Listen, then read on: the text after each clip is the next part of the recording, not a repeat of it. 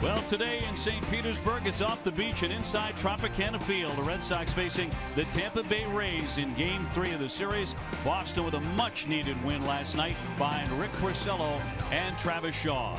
Hi, everybody. Welcome back inside the Trop. Great to have you with us here this afternoon. I'm Dave O'Brien. My partner, Jerry Remy. Garen Austin joining us in just a couple of moments. And, Jerry, story number one last night was certainly the pitching performance of Rick Porcello. Number two was Travis Shaw with 5 RBIs. Well, he's really started to come around. He went into a slump for quite a long time, but then they figured out something mechanically with his bat, holding his hands higher, and he has been red hot ever since then.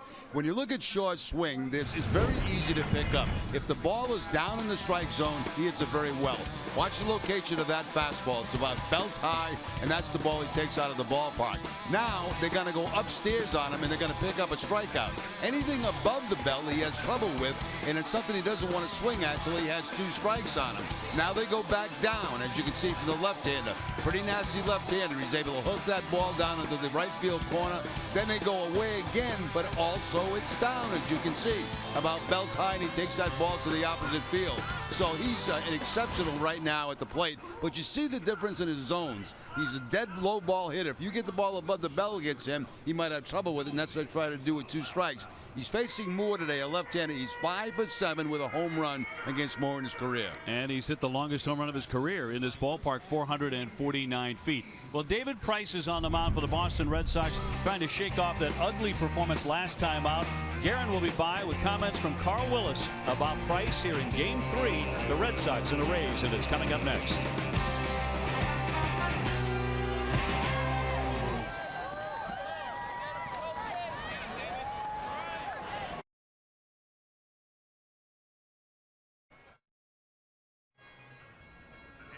Red Sox baseball on NESN is brought to you.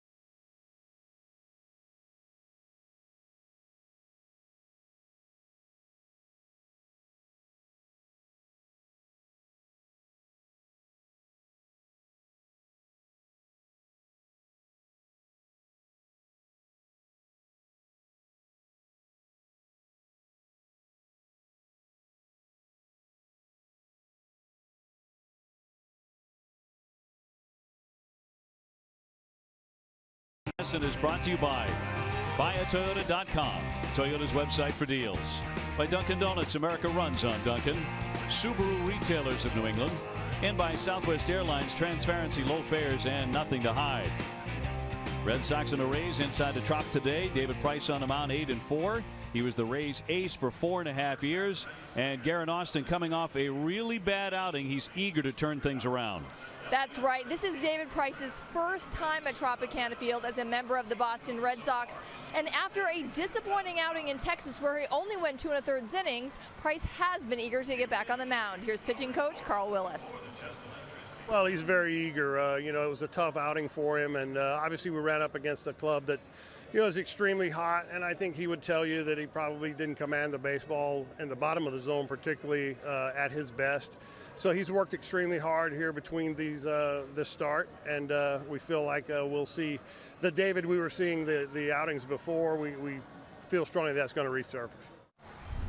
Price has pitched twice at Tropicana Field since being traded from the Rays. He's lost both games. Looking to get into the win column on behalf of the Red Sox today and get out of town with a series victory. Game 3 right around the corner.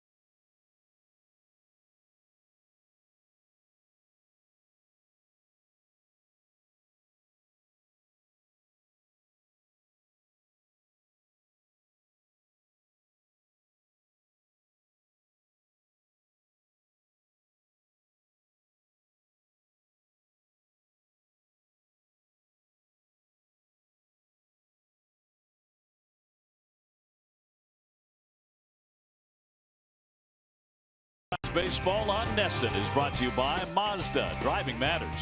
DraftKings, the official one-day fantasy baseball partner of your Boston Red Sox. Lexus and the Lexus Strikes Out Hunger program. And by Sleepy's. Shop Sleepy's July 4th holiday sale up to half off nearly every mattress in the store. Sleepy's, the only mattress professionals. Red Sox wrapping up this road trip.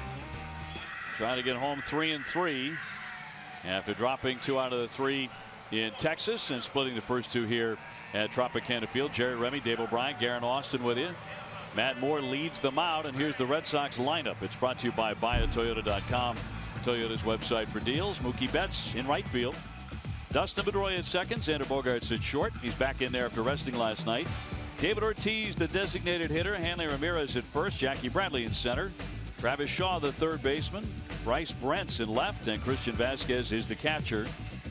The Rays starting pitcher is brought to you by McDonald's. I'm loving it. That's the left-hander Moore. 3-5 with a .504 earned run average. He is 27 years old. The Rays defense is brought to you by DraftKings, and they are 11th in the league with 44 errors in 76 games. Evan Longoria will be at third base. Brad Miller, the shortstop. Logan Forsythe at second, and Taylor Matter at first base. Left to right, Nick Franklin, Desmond Jennings, and Brandon Gaia just coming off the disabled list today. Kurt Casale doing the catching for Moore. Today's umpires are brought to you by ToyotaCertified.com. John Hirschbeck behind the plate. He is a very, very good pitcher's umpire. Tom Woodring at first with Vic Carapazza at second, and DJ Rayburn, the umpire, at third base. And we're available. This telecast can be heard in Spanish by selecting the SAP button on your TV remote. SAP presented by ToyotaCertified.com. Search for your factory-backed Toyota certified used vehicle right now. Buenas tardes, amigos. Now Moore finishing up his warm-up tosses. John Farrell, his team, able to take a deep breath after a victory last night. That followed the team meeting, which Jerry is oh so fond of. It worked, I guess, anyway. Apparently it did, or something did. I think Rick Porcello worked really well, and so did Travis Shaw. Mookie Betts about to step in and lead it off against Moore. Remember, he won 17 games in 2013. He was on his way to becoming a big star in the American League, made the All-Star team that year. Then he injured his elbow. Just 2 starts into the next season, had to have Tommy John surgery. And he has not been the same guy. No, he has not. It's been a long battle back for Moore. He is 3-4 in his career against the Red Sox. That's in 8 appearances, 7 starts. And the first pitch of the day. is in there for a strike to Mookie Betts, and we are underway. And they play the shift on Mookie Betts in the infield. Three infielders on the left side. The lefty's 0-1.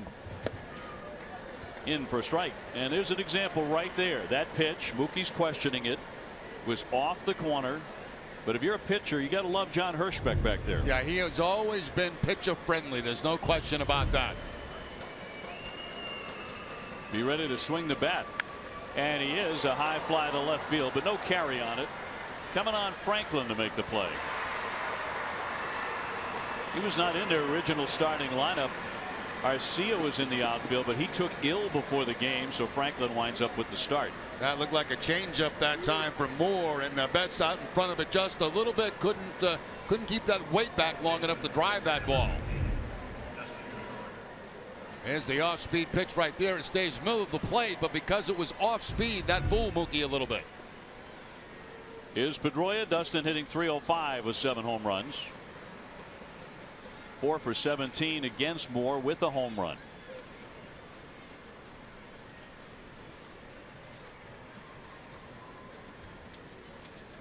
And the 0-1 pitch. And foul back.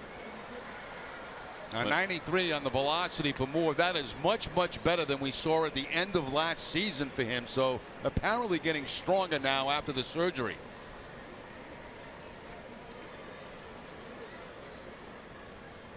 When he returned last year, he had a .543 ERA in 12 outings. And his earned run average coming into today is .504. 0-2. Line shot up the middle and off the glove of Forsythe. He bobbled it.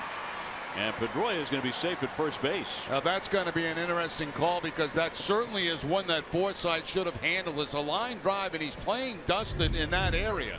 He doesn't have to go very far, but it goes right off the top of the glove. I would have to give him an error on that. I mean, that's certainly a catchable baseball. You're correct. It'll be an error on Forsythe. He tried to jab at it with a bare hand. He came up empty twice. And the Red Sox with their first base runner, and Xander Bogaerts back in the lineup here today. After having a day off yesterday.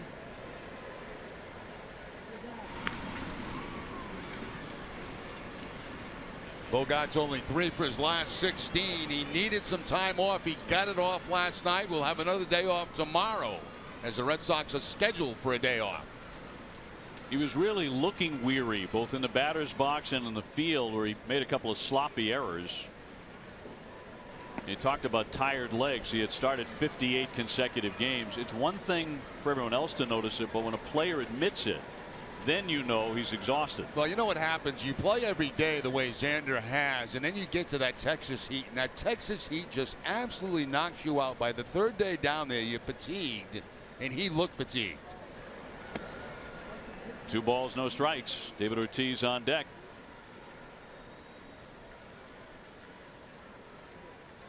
Xander is 4 for 7 against Matt Moore in his career.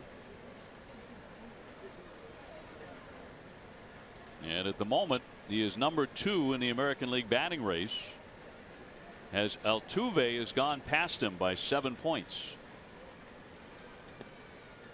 Called strike. Altuve's a great player. He certainly is. I mean, you know, he can do everything. Hit with power, hit for average, plays great defensive second base, can run. He can do it all. Astros, after an awful start, have played better. They've won 9 of their last 10. Here's the 2-1 pitch from Moore. Not to be made, and Pedroia back in. Well, Dustin took off a couple of times last night, so he's getting some attention from Moore here early in the ball game. A 2-1 count, a possible hit and run situation with Bogaerts at the plate also. 5 out of 6 for Pedroia, not running. That's a strike that picked up the edge of the plate at 84. Yeah, once again, the changeup for Moore. He's throwing a couple of them here in the first inning. This one picks up the outside corner against Bogaerts.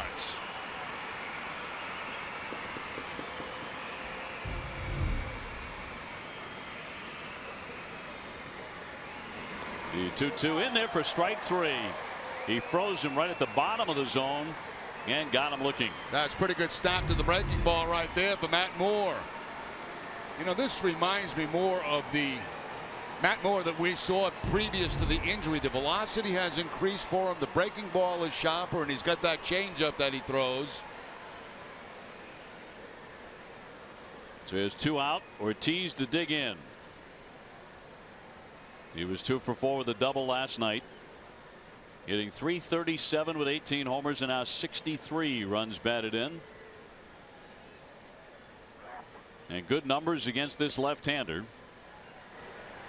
Greater coverage of baseball brought to you by T-Mobile. David Ortiz has hit the 2nd most home runs all time against the Rays, behind Alex Rodriguez. His next one will be number 50 against them.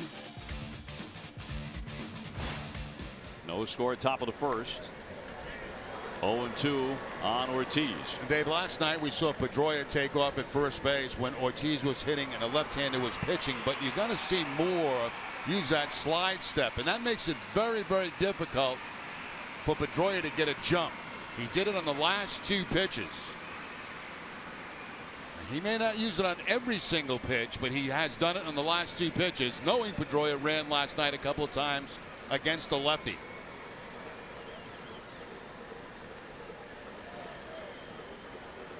Here's the 2-strike pitch.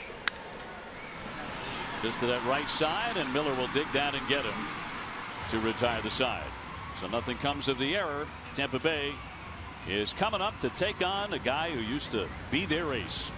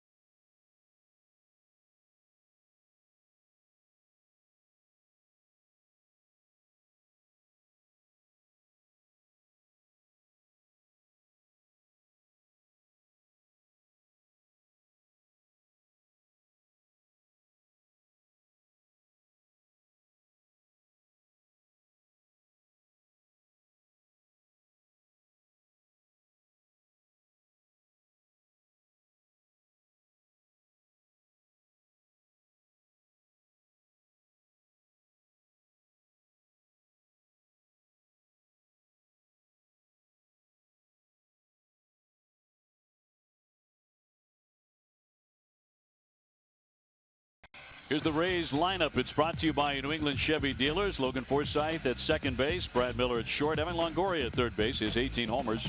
Desmond Jennings in center. Brandon Guyer in right field. Nick Franklin, the left fielder. Kirk Casale, the catcher, with Tim Beckham, the designated hitter. And Taylor Motter is a rookie at first base, hitting ninth. Red Sox starting pitcher presented by New England Audi dealers. David Price, coming off one of the worst outings of his career in Texas. 2 1/3, 12 hits, 6 runs. And 0-1 this year against his former ball club. He only went 3 2/3 earlier this season at Fenway against Tampa Bay, giving up 8 earned runs. Forsythe is 2 for 10 against him. And it is high for ball 1. He's a .296 hitter with 6 home runs. Had a very good series. Certainly hurt the Red Sox in game 1. He's 4 for 9 in the first 2 games. And he socks that one toward the alley. On the move, Betts running hard. He's not going to get it. That's going to take a skip and up into the stands for an automatic double. And he's at it again. The Red Sox defense is brought to you by Southwest Airlines. They are 6th in the American League with 41 errors in 77 games. Travis Shaw will be at third base, and the Bogarts the shortstop. Dustin Pedroia in second. Hanley Ramirez, the first baseman. Left to right, Bryce Brents, Jackie Bradley Jr. and Mookie Betts, and Christian Vasquez doing the catching for David Price. Quickly a double for Forsythe to start it out. Price with a 4.68 ERA and some ugly outings, and he admits his season has been a disappointment so far. Miller 248 with power. He's hit 10 homers.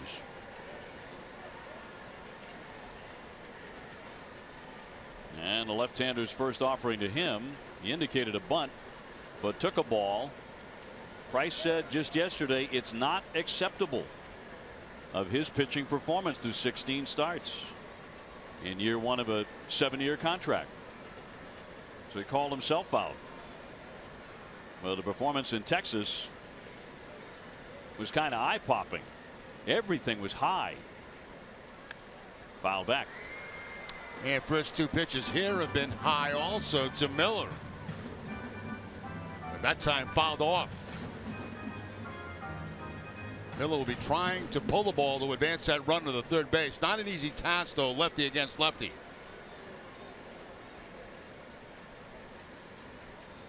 Longoria on deck. Here comes the 1-1. Throw down to second base. The tag, and he is safe. Hey, it's a good example right there just how quick Vasquez's feet are. You watch how quickly he gets the ball and releases that to second base. Now here's the tag. The ball was dropped by Bogaerts, and that's one of the reasons he was safe. But there's that quick action by Vasquez. And that throw right on the money, but Bogaerts cannot hold on to it. Vasquez liked the throw. 2 balls and a strike on Miller. Nobody out. And a fly well hit to center field. Bradley will make that catch, tagging up Forsythe. Here's the throw into third base, and it won't get him. So they have a runner just 90 feet away very quickly. Well, job well done there by Miller. He made contact, hit that ball deep enough to center field to advance the man to third base. Jackie's way too deep to be able to throw anybody out. Made a strong throw, but still no chance to get Forsythe at third base. That's 2 baseballs hit so far. Pretty good off David Price. These Cold Hard Facts brought to you by Clean Crisp Coors Light. The Rays franchise ERA leader is David Price at 3.18. We saw Chris Archer last night, who actually went by him as the strikeout leader in the American League, with 9 of them last night, although he has now lost 11 games.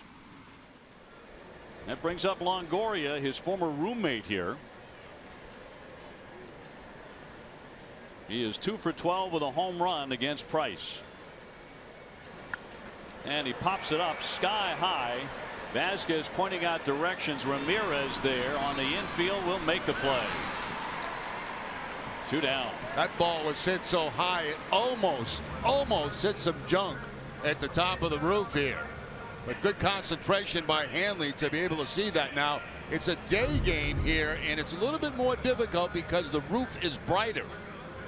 But Ramirez is able to make the catch on a very high pop-up. Can you afford to shift your glance to anything else on a ball in the air? No, absolutely not. If you take your eye off the baseball, you're in big trouble. It was the same way as we talked about last night at the Metrodome, the old Metrodome. But you can see how bright it is here this afternoon. Here's Jennings. Price trying to hold in the first inning. Runner at third and 2 down. This, of course, has been a major problem for the Red Sox starters, giving up runs in the first. That was addressed the other night in that team meeting here at Tropicana Field, as John Farrell implored his starters to lead from the mound. Basically, stop giving up runs so early. Porcello really followed that last night. Now Price trying to follow suit. Here's the 1-0. Pounded in there at 93. You know, when you're looking at David Price today, pay attention to his leg kick. Sometimes it becomes inconsistent. You know, sometimes the leg kick comes up around waist high, other times it does not, and he'd consistently like to have it up around his belt buckle. Jennings just a 202 hitter, but he has hit 7 home runs. Runner at third and a 1-1. Price cut fastball that time down and in. First cutter he's thrown. in the game today. And you'll see right here the leg kick does come up to about the belt buckle, so that's okay for David Price.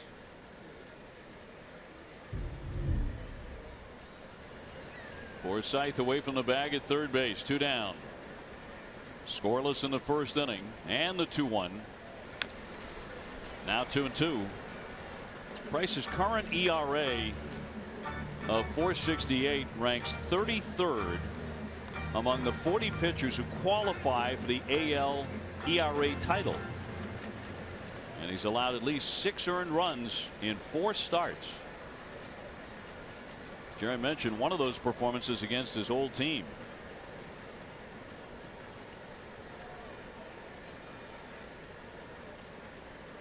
And the 2-2 to Jennings. To the shortstop. A friendly bounce for Xander, and he gets him. So Price gets out of the inning despite a leadoff double, and it's 0-0 after 1.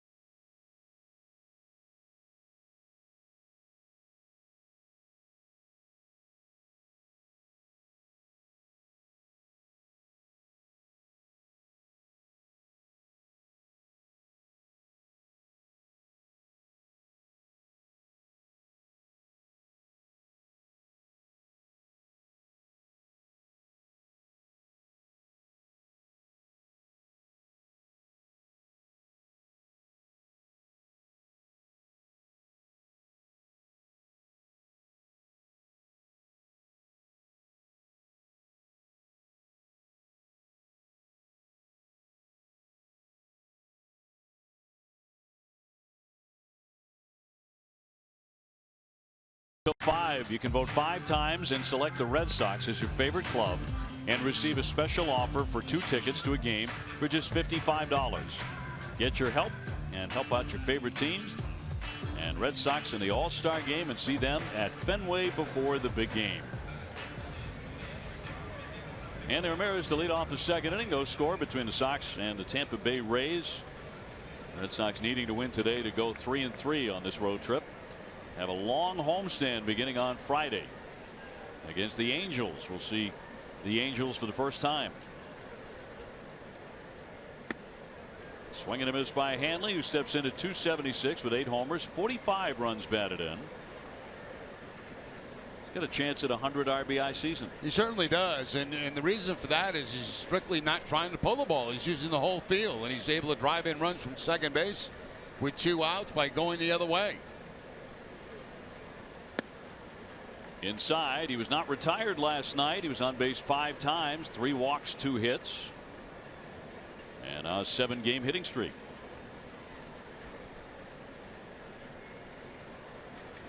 Jackie Bradley on deck.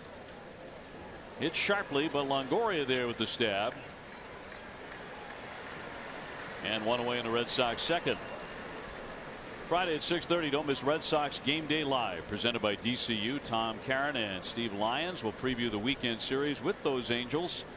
DCU, Digital Federal Credit Union. What can DCU save you? Right now, Moore's doing a good job mixing up his pitches. We've seen them all. His fastball, breaking ball, his changeup. That last pitch was a changeup to Hanley. Little out in front of it, the ground ball to third base. Jackie Bradley, 298, 13 homers. He's driven in 50. Had a good night last night. Couple of hits, couple of runs, an RBI, and a stolen base.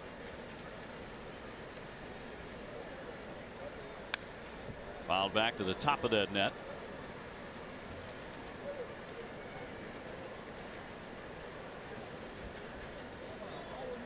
Travis Shaw still flying high after 5 RBI game last night on deck.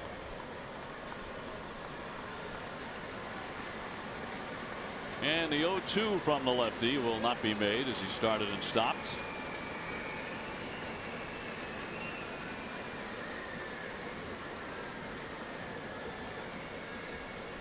And here it comes.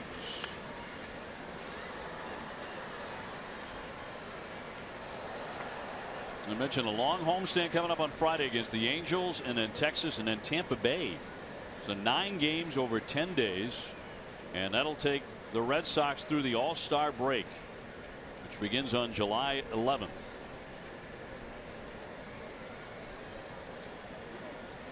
And it gets us well past the midway point of the season.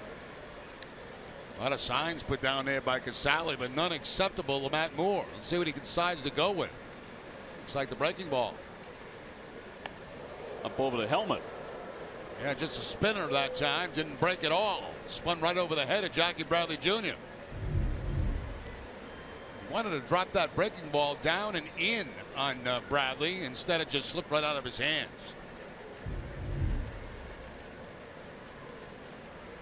1-2 pitch.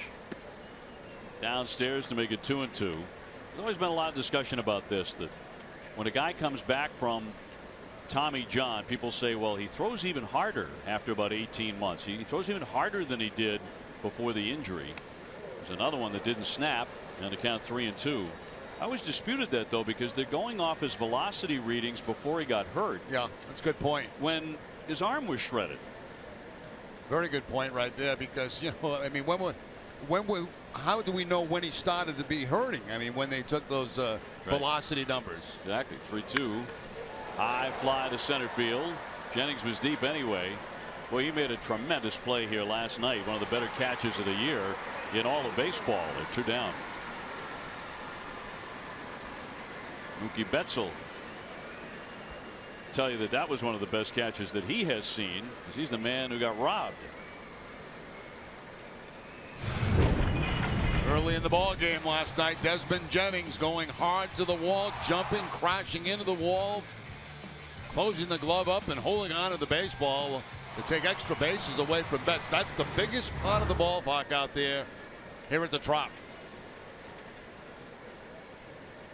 Former college wide receiver, he didn't mind the hit. Travis Shaw now, 273, 8 homers and 44 driven in. Terrific night last night with 5 RBIs, a home run, the longest he has hit this year. 449.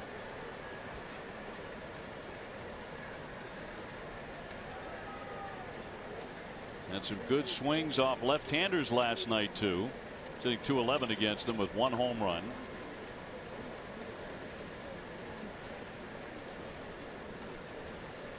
No score at top of the second.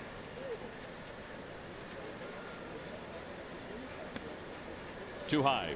So talking about in the opening, you can see what they try to do when they get ahead of Travis Shaw, and that's elevate the fastball. That's what he tried to do, but Shaw was not biting. Fastball away. And in there for strike 3. Got him looking, his second K, and the Red Sox go 1-2-3.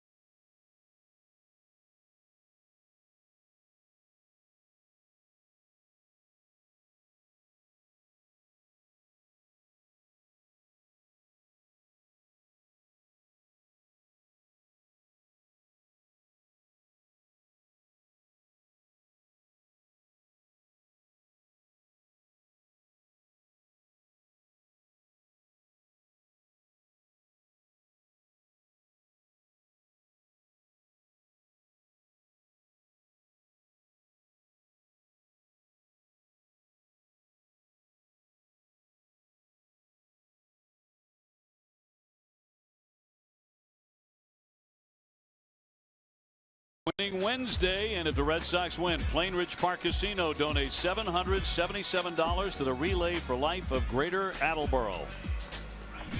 Also a very early start. A lot of kids in the crowd, a lot of campers, particularly down the right field line. And might wind up being the biggest crowd over the last couple of days because of all the campers. Very colorful. All got their colored shirts on to know what bus to get on after the ball game.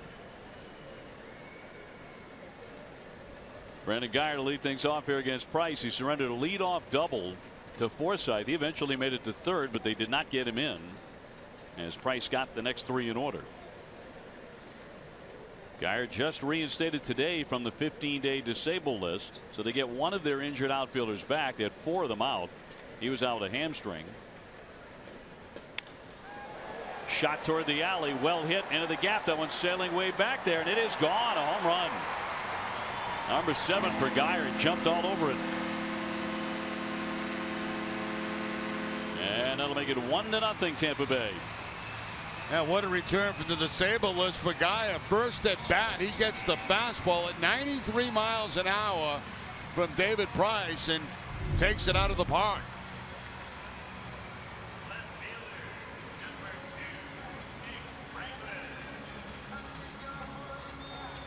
Guyer with his 7th. That ball just got right in the middle of the plate. Price knew it as soon as there was contact. It was too high, and Guyer jumped all over it. That is the 15th home run allowed by Price in a little over 100 innings.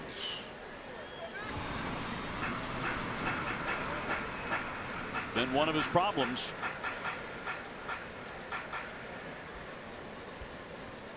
1-0 the Rays. Nick Franklin, the batter, he did big time damage 2 nights ago, and he drove in 5 runs. And yesterday he took a bases loaded walk to force in a run from Rick Porcello of all people. Got jammed there, and he popped the foul. Shaw over to give it a look, but it's out of play. Good cut fastball outside by Price, getting it in on the hands of Nick Franklin.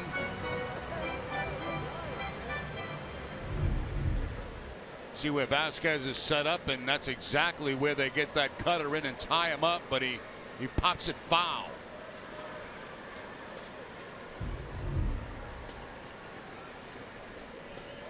Former Rays ace with the 0-2.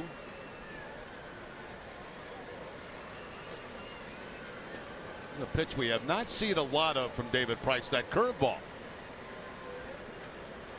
Left that one outside. He was Tampa Bay's #1 for 4.5 years, including his Cy Young year in 2012. And that's going to be in there to catch him looking for strike 3, his first strikeout. Now, one thing you'll notice today from hitters, you'll see a lot of heads drop after strike 3 calls, because that's a cut fastball outside part of the plate, very close. But for John Hirschbeck, that is always a strike. Inside and outside, very wide strike zone. All right, so you go back to the clubhouse, you take a look at your last at bat, and you realize it's outside the box, right? As Casale gets in. And you're looking at the video, but you also know who's umpiring, and he is consistent with it. And he's been doing it for years. I mean, it's been the same way year after year after year. So you've got to know that as a hitter when you get in there and Hirschbeck's behind the plate. Anything close, you got to be swinging, especially with 2 strikes.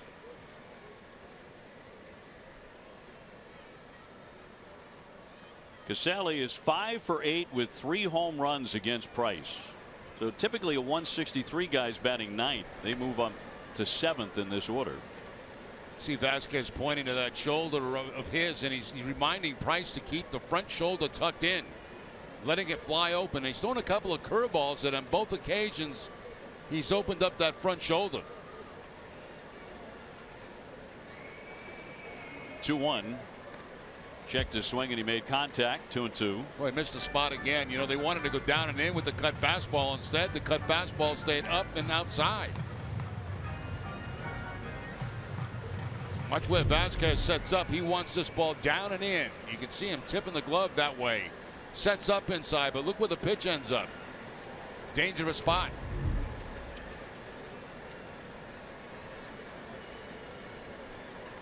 Two coming. Strike three. 93 miles an hour. He pinned it over the corner and back-to-back Ks. Again, you know, no reason to complain on this because this is a strike. He gets a fastball inside. Hirschbeck ringing up Casali. Talking about his Cy Young year. 2012, he went 20-5 for this franchises. This is the day he brought it home to a huge ovation here.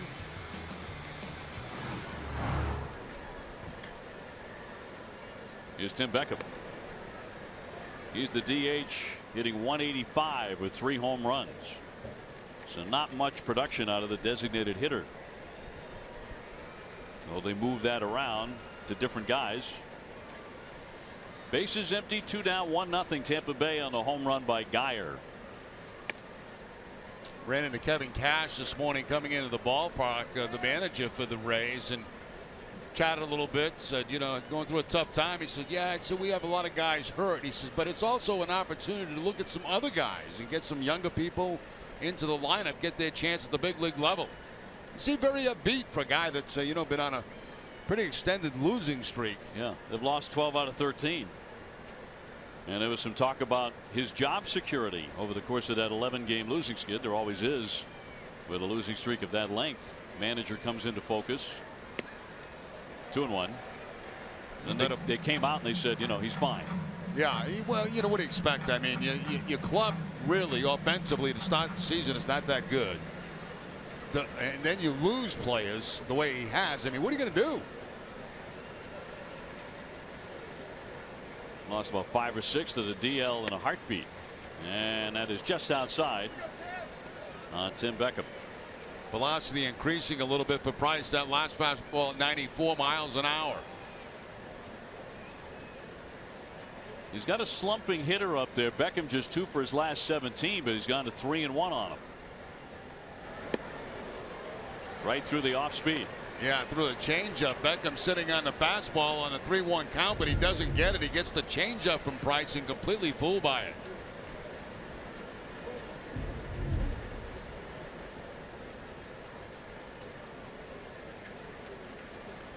Motter on deck if it gets that far. 2 down and a 3-2 pitch to Tim Beckham. And he blew him away. 95 on the gun. He does give up a homer though, and it's 1-0 Tampa Bay.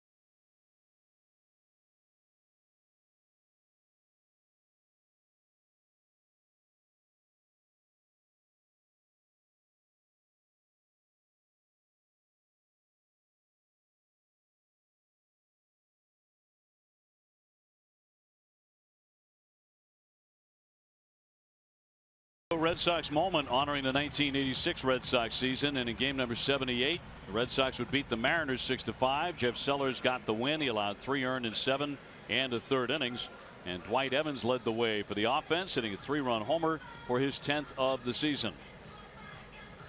Jerry Remy, Dave O'Brien with you here from the Trop, where it is 1-0. The Rays on a home run by Brandon Geyer's first plate appearance since coming off the DL today. And he cranked it out against the lefty. Bryce Brentz to lead off the third.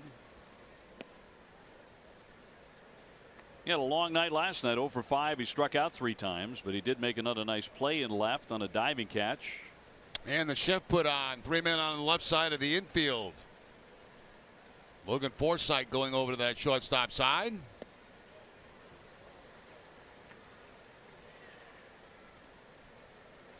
I was talking with Bryce down in the clubhouse the other day along with Mike Miller, who had just made his major league debut, and they both had the exact same experience, and I think it's universal, must be universal, when a guy makes his big league debut. They were talking about how fast everything is moving. It's an absolute whirlwind the moment you step onto the field, your first appearance in a major league game. Yeah, exactly right. I mean, you just don't feel like yourself. It's like you're living a dream.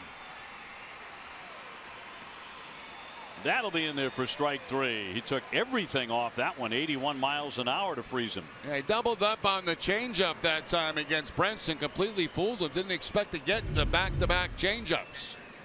It's not a great one. I mean, it stays inside and it's high, but it fooled him. The pitch selection fooled him.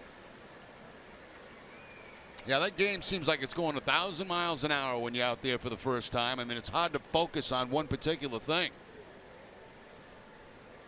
Here's Vasquez as he checks, and that is outside for ball 1. He said one thing that really helped him. Mike Miller said this when he came up for his first major league at bat 2 nights ago. Kurt Casale, who's catching here tonight or today, the other night he said, "Welcome to the big leagues," and he said it really set him at ease. Well, you can take that 2 different ways. You can take it as a congratulations you're here, or you can take it as, young man, you're in to see stuff now that you haven't seen in the past. Yeah. I think he took it the friendly way, as this one has popped up, curling back out of play. Because I can tell you, if my first big league at bat and Thurman Munson was behind the plate and he said, you know, that, I would take it the other way. Oh, yeah. Absolutely. No doubt. Thurman, yeah. Matter of fact, I remember I made the team, and we were playing our last exhibition game against the Dodgers in the Freeway Series, and I had a veteran come up to me and he says, "Well, all you've been through right now means nothing." He said, "It all starts tomorrow." 2-1 fouled back by Vasquez, hitting just .212. That kind of scared me a little bit. I said, have I not seen anything yet in these exhibition games? And you know what? He was exactly right. Betts on deck. Red Sox are trailing here 1-0 to Tampa Bay. Moore has struck out the last 2 batters and the 2-2. DraftKings is the official one-day fantasy baseball partner of the Red Sox. Experience the thrill of playing on DraftKings now. Play free daily using the promo code NESSN at DraftKings.com.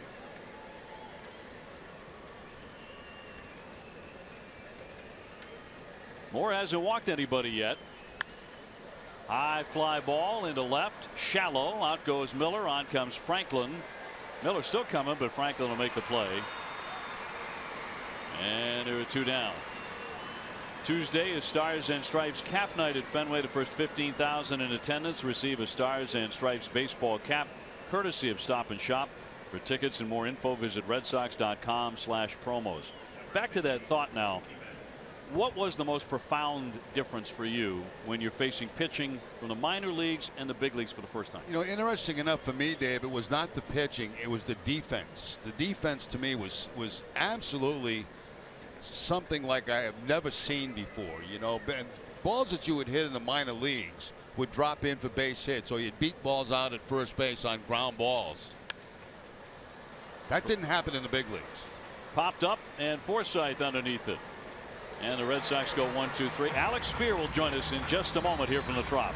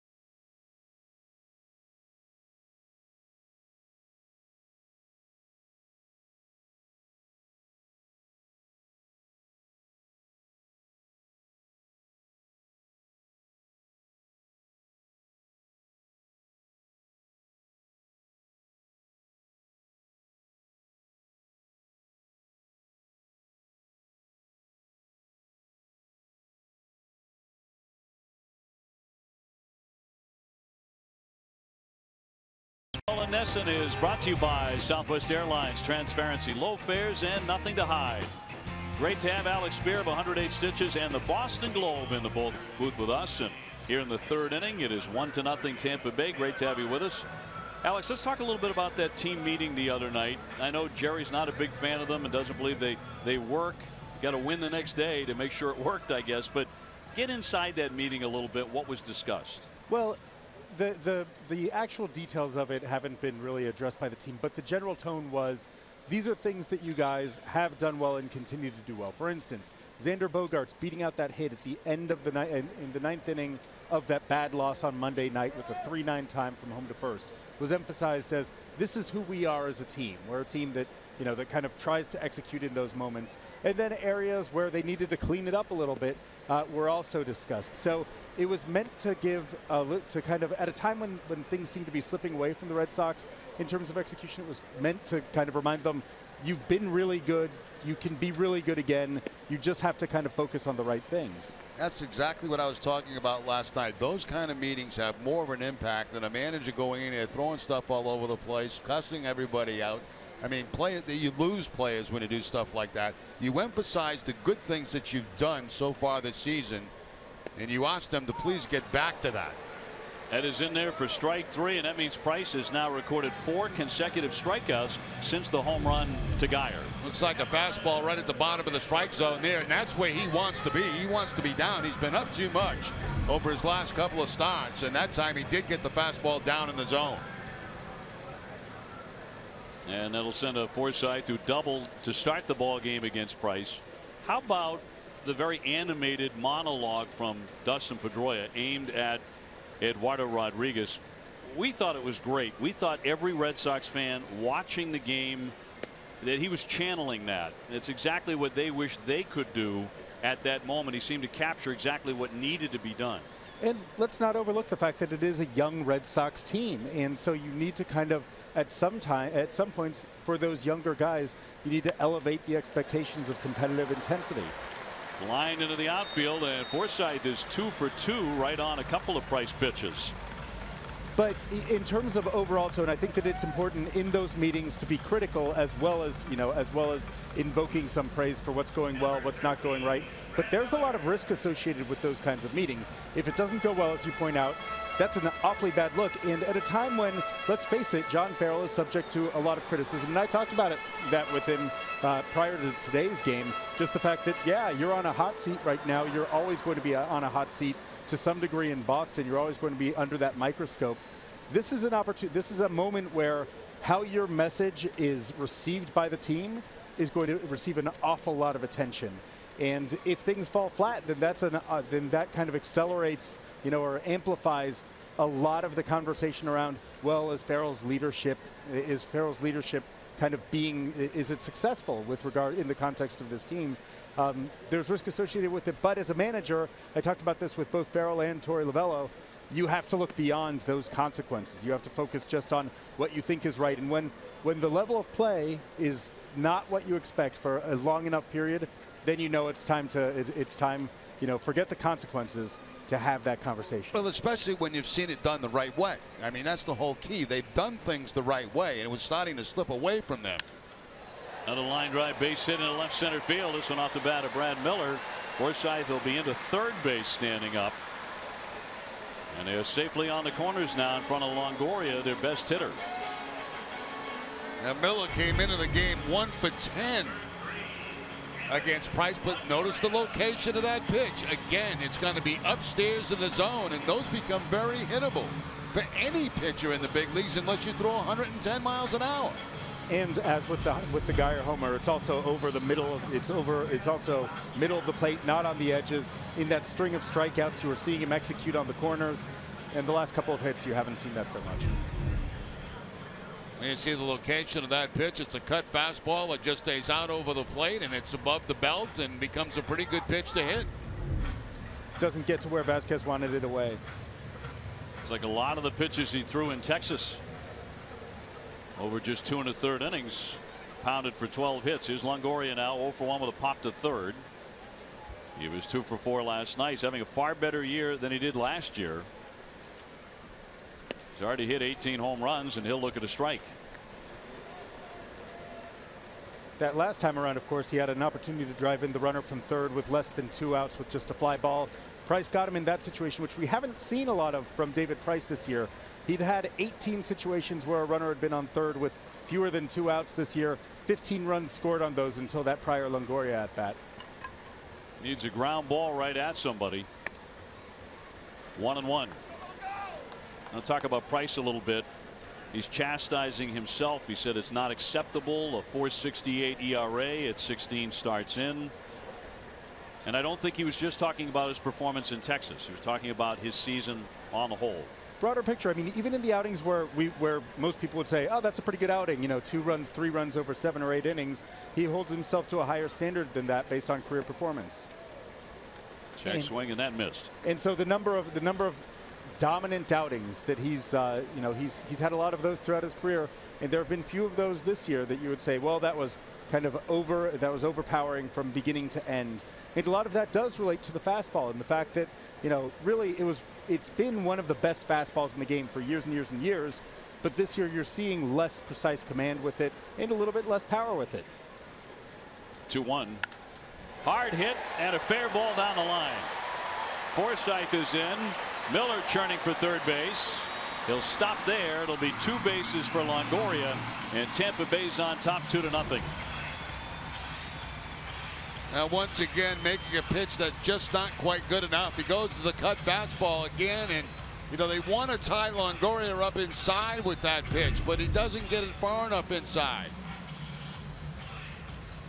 Actually, you can see what Vasquez set up. He wanted a backdoor cutter, try to pick up the outside corner. Instead, it went right over the plate, and Longoria takes it right down the line. So not hitting his spot. He's supposed to go away with that. It comes middle, and Longoria all over it.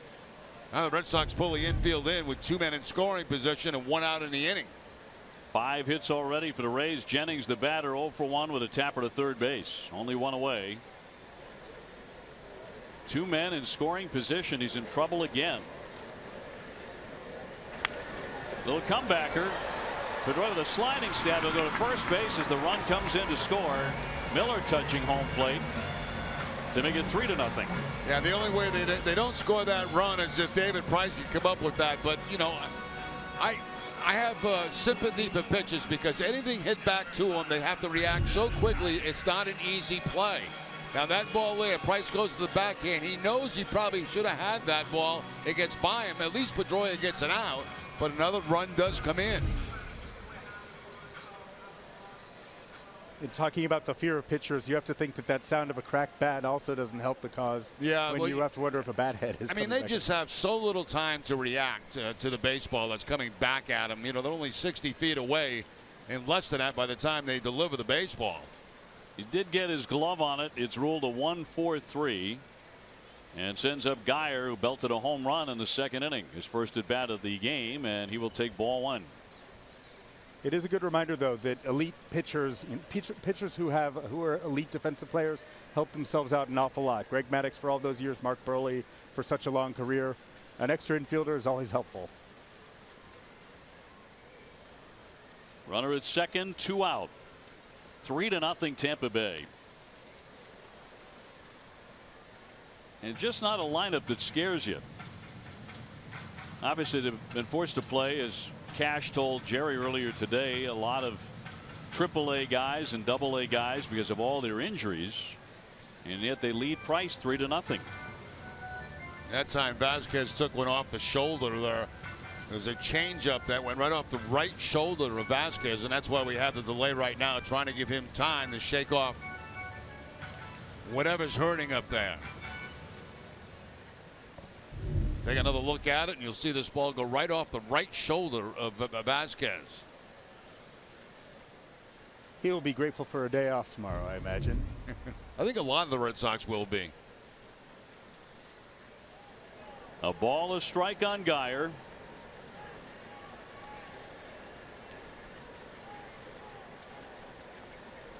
Price trying to get out of the third inning without any more runs, but that one is pulled down the line. That's a fair ball. Another run is in. Longoria will touch home plate. Geyer with a home run and a double to make it 4-0 Tampa Bay. Well, it's just right now too much of home plate is the problem. I mean, he's not getting the ball down. That was a changeup, I believe, by Price that stayed up in the zone, and Geyer waits on it and jumps all over it. Yep, the off-speed pitch at 85. Look at the location, too high, and Geyer does a good job staying back. Picks up his second hit of the game, including a home run. So for me right now, it's all about location, and the location is not very good at all for David Price. Particularly against a Rays team that you can get to chase. They're a high swing and miss team. They often swing for the fences. They're among the major league leaders in home runs, but there's a lot of strikeouts to be had there. Franklin, he struck out first time up. And to count 0-1. It's disheartening to watch it for a Red Sox fan, because last night Porcello was very tough. Did exactly what the club was looking for him to do and kept his team in the game, and Price has put the Red Sox behind 4-0. It is interesting. I referenced that day off for Vazquez tomorrow, but we should start wondering maybe whether or not he's still going to be catching on the other side of that, with the possibility that Ryan Hanigan is in the middle of back-to-back games, catching 9 innings in AAA. And, you know, at that point, the Red Sox are going to have a roster decision to make whenever Hanigan is ready to be activated. They've loved, obviously, what Sandy Leon has been doing for them, both at the play as a hitter and really he's performed in many ways comparably to Vazquez behind the plate, at least in the view of some team officials. And so you wonder whether or not Vazquez, who has options remaining to be sent down to the minors, could end up being kind of drawing the short end of the straw in the short term. 0-2 cut on and missed. He chased the fastball, and finally that's over, but they get 3 more, and Tampa Bay leads it 4-0 at the Trop.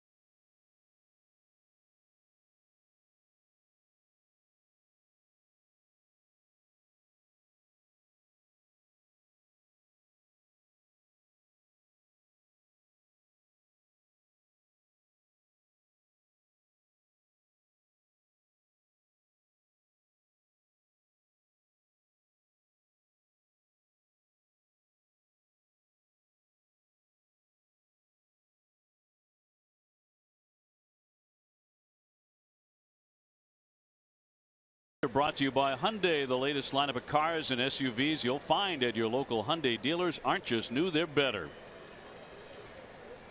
Red Sox are down 4-0 here to the left-hander Matt Moore, who's been much sharper today than he has been in other starts. In fact, the Red Sox don't have a hit off him yet. Pedroia came the closest. He reached on an error on a line drive up the middle off the glove of Forsythe, who boxed it around.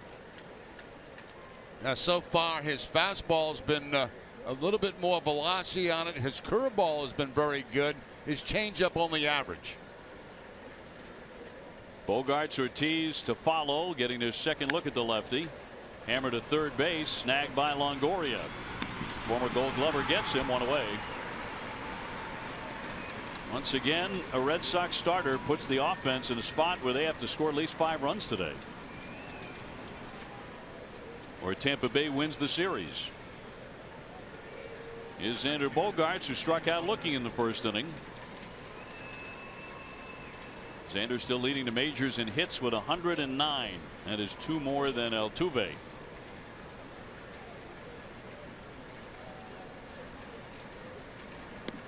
And that'll drop in for a strike.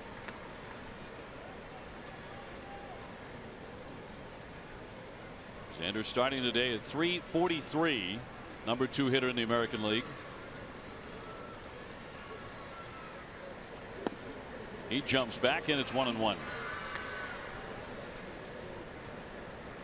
Now Friday at Baltimore, Moore gave up a 3-0 lead, and though he pitched into the 7th inning, he allowed 5 runs and would take the loss. You see that sneaky fastball again, that time throwing it by Bogaerts at 94 miles an hour. He's got that very slow, deliberate windup and then kind of explodes with the fastball. There's the windup, and here comes 94 inside.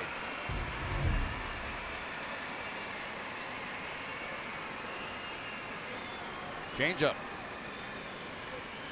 1-2, and he gets him with it. He strikes him out with a swing and a miss.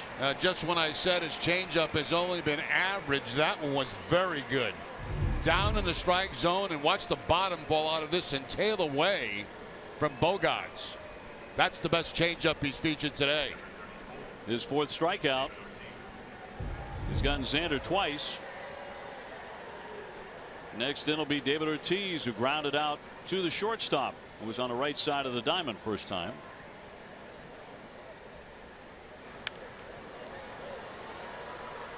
David said of Rick Porcello's outing last night, "I'm not a pitching coach, but we need more of that."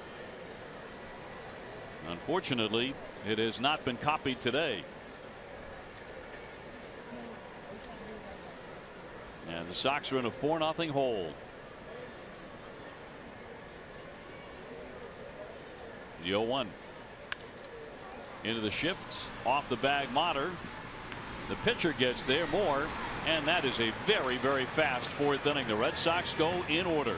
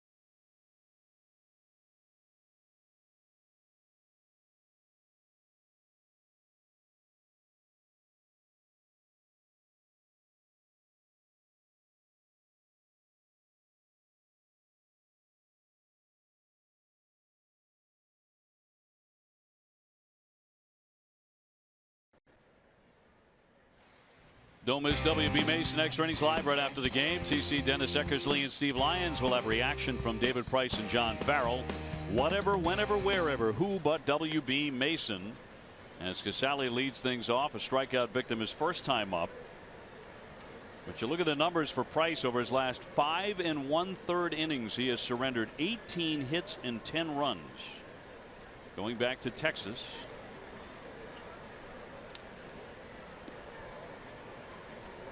And his earned run average is going in the wrong direction. Casale, Beckham, and Motter, all three of these guys struck out the first time against the left-hander.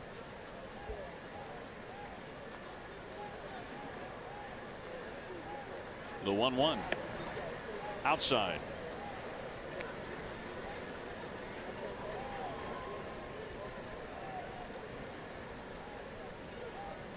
Casale, a man in a slump. He has won for his last 25. He's gone 44 at bats since his last extra base hit. That'll catch the bottom of the strike zone, but he didn't think so. Now that's more where David Price wants to be, down there. I mean, that's where he wants his pitches, his fastball, his changeup, his cutter. He wants it down in that area.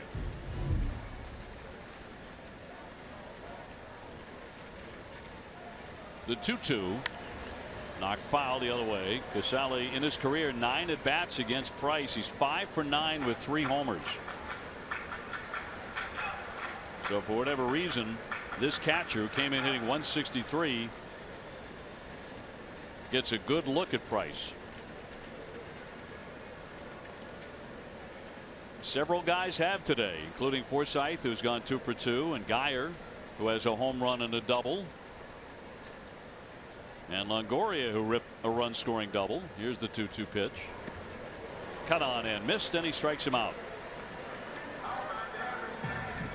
Now, last inning, David Price had trouble getting the ball down. You're going to see the results. Watch the location of every single one of these pitches. It's going to be elevated. That ball about thigh high. That's a good pitch to hit. Same here about belt high. Another good pitch to hit. Right down the middle of the plate on the cut fastball. And then a changeup that stays upstairs. So, you know, when you make your pitches in that area, you're going to get hit. You just hope it goes to somebody that's got a glove on, but it hasn't been the case for David Price. Beckham, the batter, struck out in the second inning. Price does have 6 Ks in the book. Been a very strange outing because he's also allowed 4 runs, 6 hits. When he's gotten hit, it's generally been very hard. 1 ball and 1 strike. Catch up on all your Bruins hockey talk today after Red Sox coverage. Find out the inside scoop on the 2016 NHL Draft. Bruins Summer Face-Off live today after Red Sox coverage.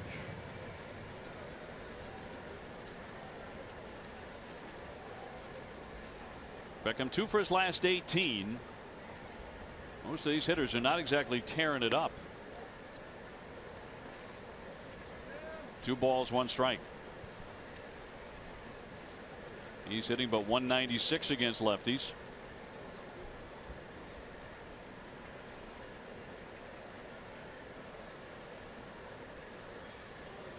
Two 1 coming. 94 on the gun there. We've seen 96 today.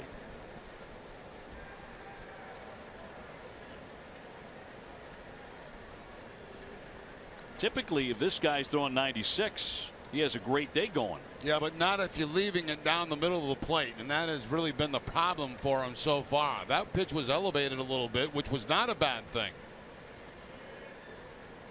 2-2.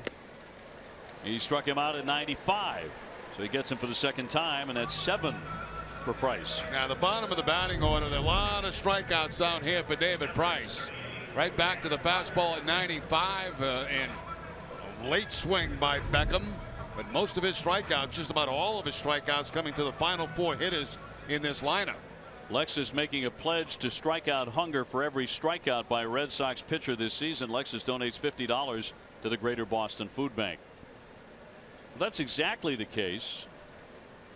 The first 5 batters have done all the damage, and that's where all the hits are. All 6 hits.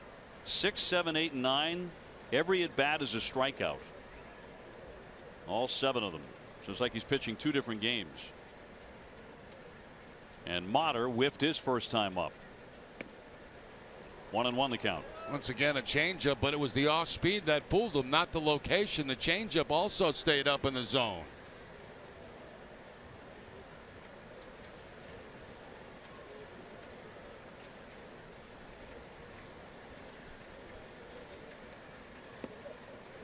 Two balls and one strike on a 9-hitter who's a rookie in today's starting lineup, batting 9th and at first base.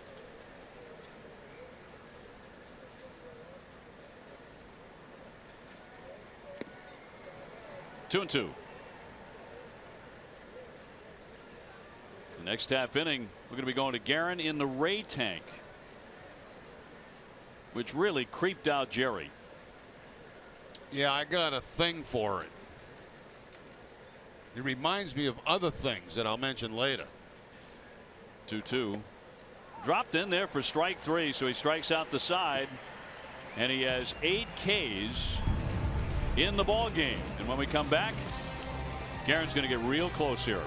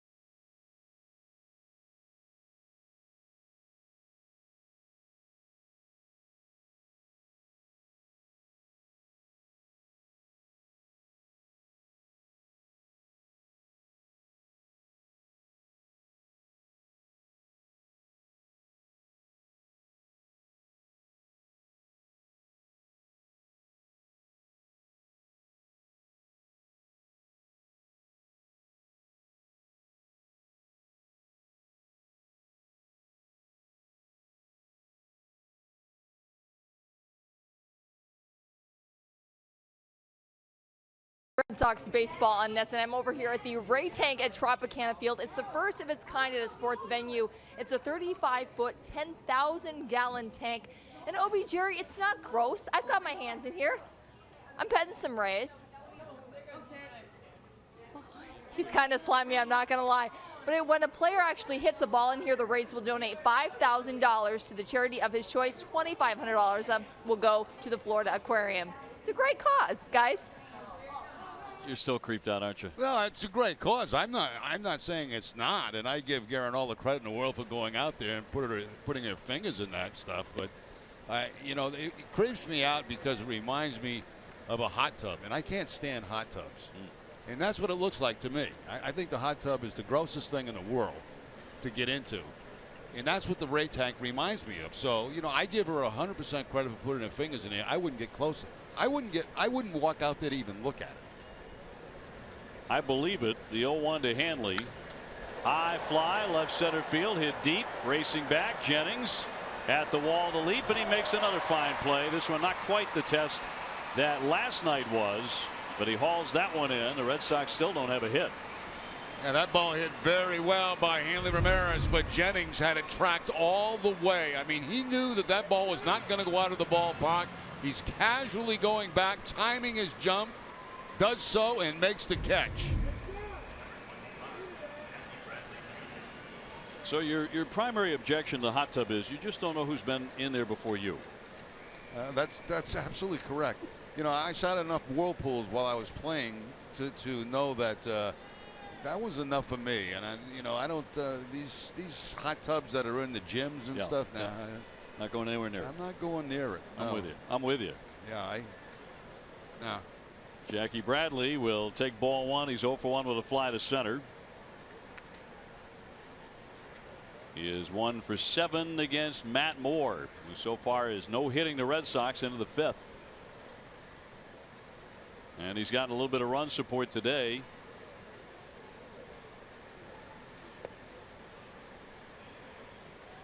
Travis Shaw on deck. Red Sox trying to get something going against the southpaw from Fort Walton Beach, Florida.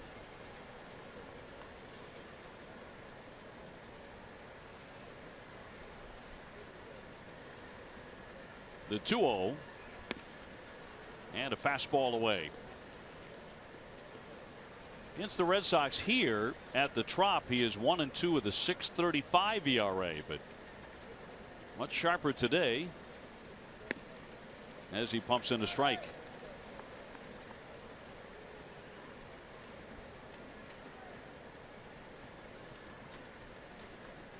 In his career against Tampa Bay, Jackie just a 136 hitter with 1 home run.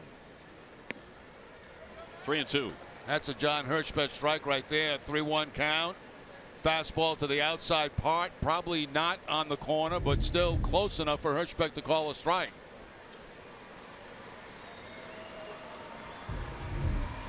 Moore hasn't walked anybody.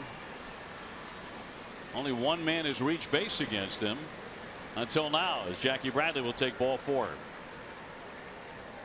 You know, for every Red Sox hit in June, Echo Store Technologies donated $50 to the Sean Thornton Foundation. Echo Store proud to assist the Sean Thornton Foundation in helping find a cure for Parkinson's disease and pediatric cancer. With this, Echo Store Technologies has decided to go above and beyond and donate $15,500. Echo Store Technologies, your data center solutions provider.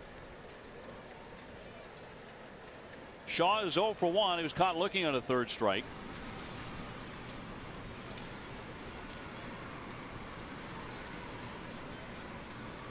But good numbers against Matt Moore. 5 for 8 and a home run.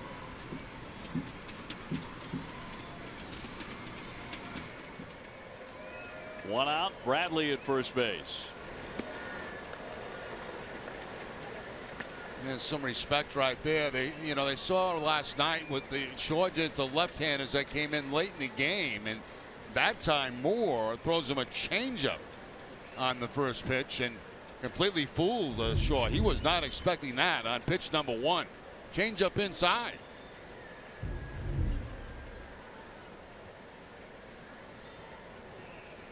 The lefty with the 0-1. That found the corner, according to Hirschbeck.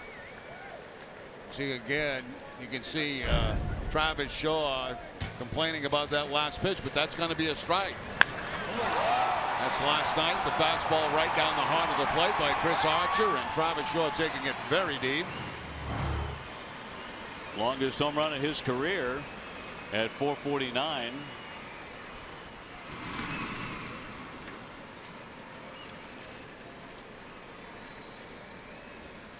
It's not a really long sample, but he really enjoys hitting against Tampa Bay. 14 games. He's hitting .423 against Rays pitching. See if he's the first man to get into the hit column today for the Red Sox. And that is in there for strike 3, and he knew it. No debate on that one. And there are 2 gone. Now here's a guy that came into the game 5 for 7 with a home run against Moore. And what does he do? He throws him a bunch of changeups. He started him with a changeup. He finishes them with a changeup. So trying to mix up his pattern a little bit against Shaw, who's kind of worn him out.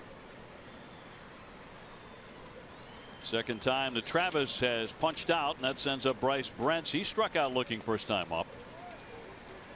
He's really mixing up his stuff beautifully. He is. He's he's got that good live fastball. I think his curveball's been very, very good, and the changeup's improving as the game goes on.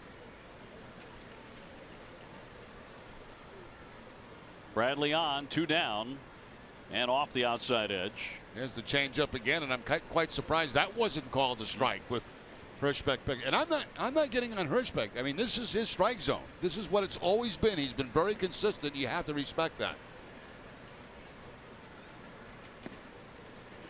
Breaky ball missing to make it 2 balls and 1 strike. Hitters always say that. It might be an inch or 2 outside, sometimes even more than that. But you know what? If that's his strike zone in the first inning through to the 9th inning, then you don't have a complaint. No complaints. No.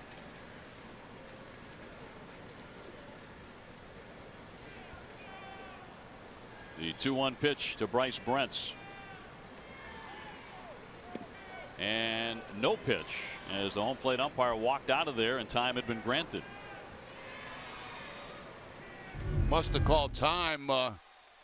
As you can see right there, Brent's waving his fingers trying to get time. And Hirschbeck just taking a peel off to his left.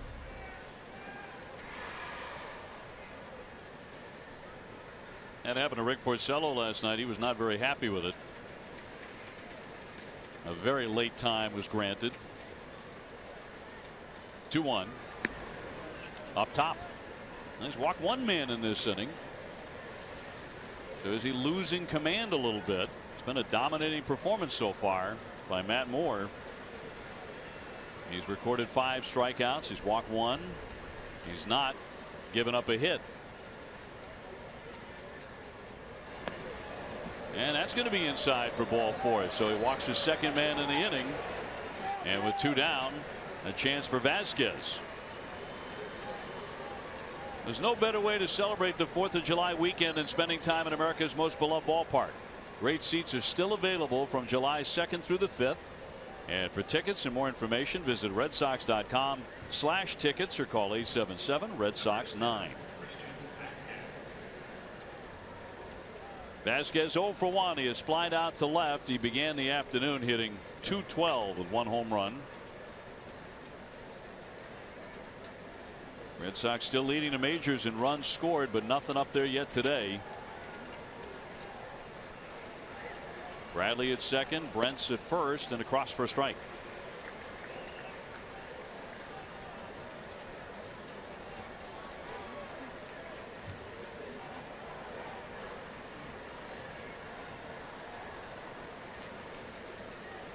Matt Moore, a former 17-game winner, fighting his way back from Tommy John. Here's the 0-1.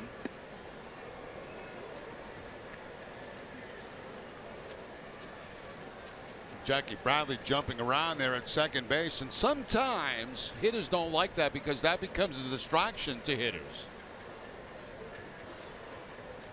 Seems a little more quiet this time. Just getting a normal lead and jumping back and forth again. Called strike to make it 1-2. Back to Jackie. Yeah, it's Jackie, and you know, he gets his lead. Now he starts jumping a little bit towards third base. You can see him bouncing around, and you know, sometimes hitters don't like that.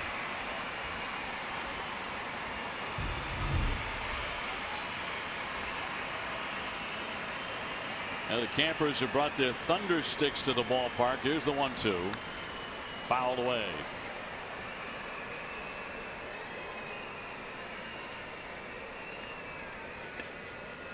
Red Sox heading home to take on the Angels on Friday. Stephen Wright will be on the bump for game 1 at 7:10. He'll go in 8-5. It's just what this building needs is thousands of kids with thunder sticks. There goes Jackie Bradley throwing to third base, and he is going to be out. Bad base run. He makes the last out of the inning when the Red Sox are trying to rally at third base. Well, that makes no sense. Middle of the 5th, 4-0 Tampa Bay.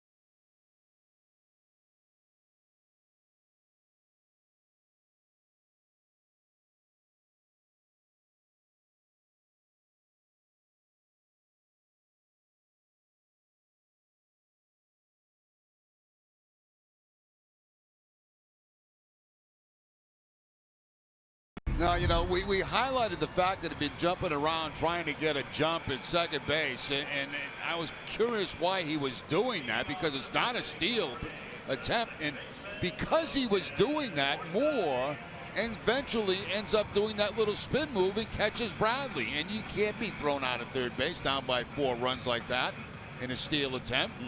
But, you know, if Jackie's playing it close to the best and not jumping around back there, Moore doesn't even think about spinning and throwing to second base. And then maybe you got a chance. But that time, you know, he alerted him that he was thinking about it on a couple of occasions. So he just spins and he throws him out with no problem.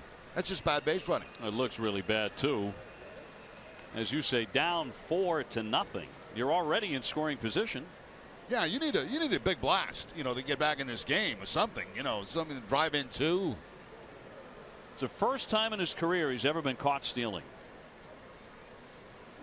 He had been 20 for 20.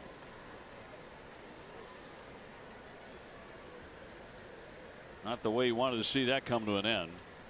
Count 2-0 on Forsythe. He's been trouble for Price today with a double and a single. And he has scored a run. 4-0 Tampa Bay. Top of the order for them. Meanwhile, the Red Sox still without a hit here this afternoon through their 5 innings against Moore. And the 3-0 pitch to Forsythe. He's taking all the way. He was just 2 for 10 against Price coming into today, but a double and a single for him. In a great spot here, 3-1. He flies that one routinely to right field, and Betts is right there. So 1 man gone. Tune in to Friday Night Fenway, presented by Budweiser, Friday at 5:30. An exclusive interview with John Farrell. Be sure to visit Cask and Flagon July 1st through the 10th before every game for a chance to be selected as Budweiser's fan of the game. Fans 21 and over can participate. Budweiser, this Bud's for you.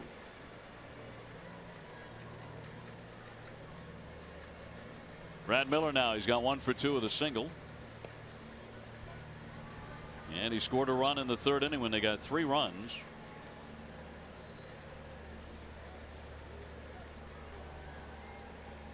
Brandon Guyer is homered and doubled. Longoria ripped a double. He's still very close friends with Price. Here's the 0-1. He jumps back out of the way. Seen Price today throw more curveballs, I think, than we've seen in many of the starts so far this season. That curveball there getting away from him inside. Miller with good power. He's hit 10 home runs. He's a shortstop. He's hitting .319 his last 12 games, so he is one of their few hot hitters recently.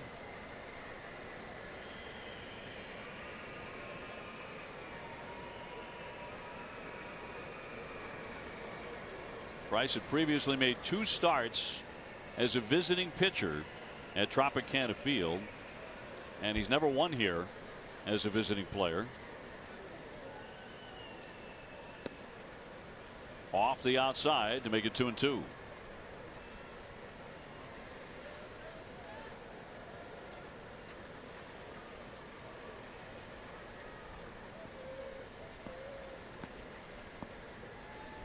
One away.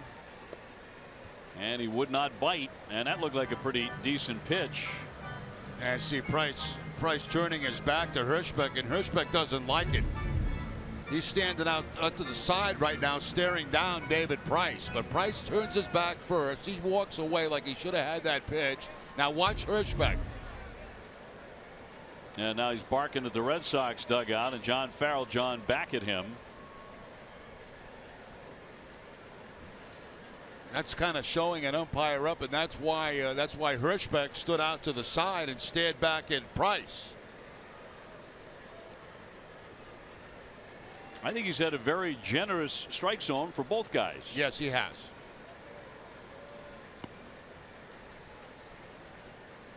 The 3-2. Down into the dirt, and he walks him. Take another look at that last episode. Price missing the pitch. He turns his back. He's upset, walks away. Now watch Hirschbeck step to the side and kind of confront him, staring at him. What are you doing? And then he gets it from the Red Sox dugout. And I think what they're trying to do is protect David Price by getting on him from the dugout. He was just waiting for Price to say some more.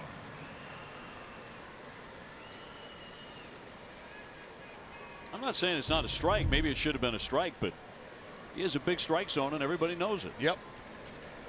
And pitchers take advantage of it generally. So Miller aboard, Longoria the batter. He has doubled and he's also popped up. He pops up again. That one twisting back toward the dugout. Ramirez over there, but it's inside that dugout and no play. Actually, Vasquez looked like he had the better chance at it. You see Ramirez going over, then he reaches, and so does Vasquez. I think, you know, you watch that again, it looked like Hanley thought the ball was going to be up on top of the dugout, and then at the last minute, it kind of dropped in an area where somebody may have been able to make a play on it. Hanley tries to make a barehanded play, and Vasquez going with the glove. Watch Hanley put his hand out.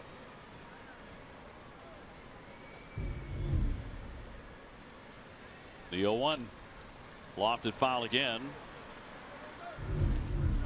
Another look. He misjudged this ball, and it comes back, and he tries to put his hand out while Vasquez goes crashing into the railing, trying to make the catch with the glove.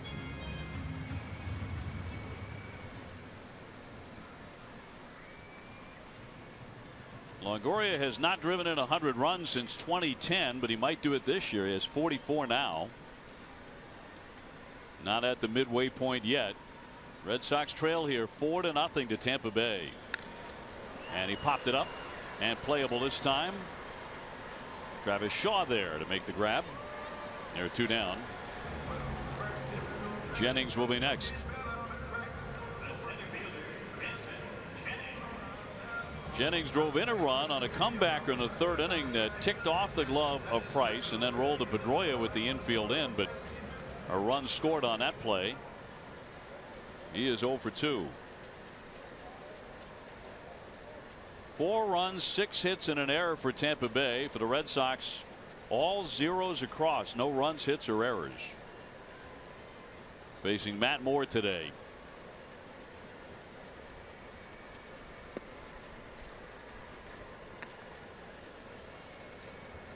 So in the 6th inning, it'll be Vasquez and then Betts and Pedroia trying to get the first hit against Moore.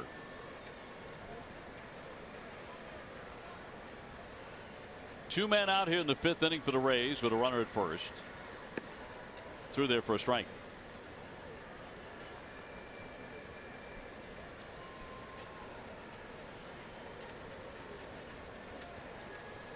Tampa Bay is a team that has dropped 12 out of 13.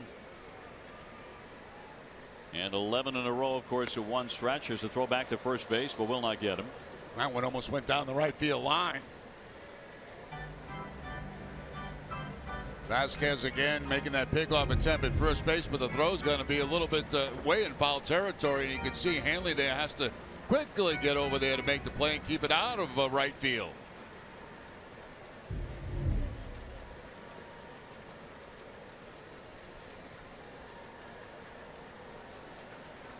Miller getting his lead with 2 down. And a 1-2 pitch from the 6'5" left-hander.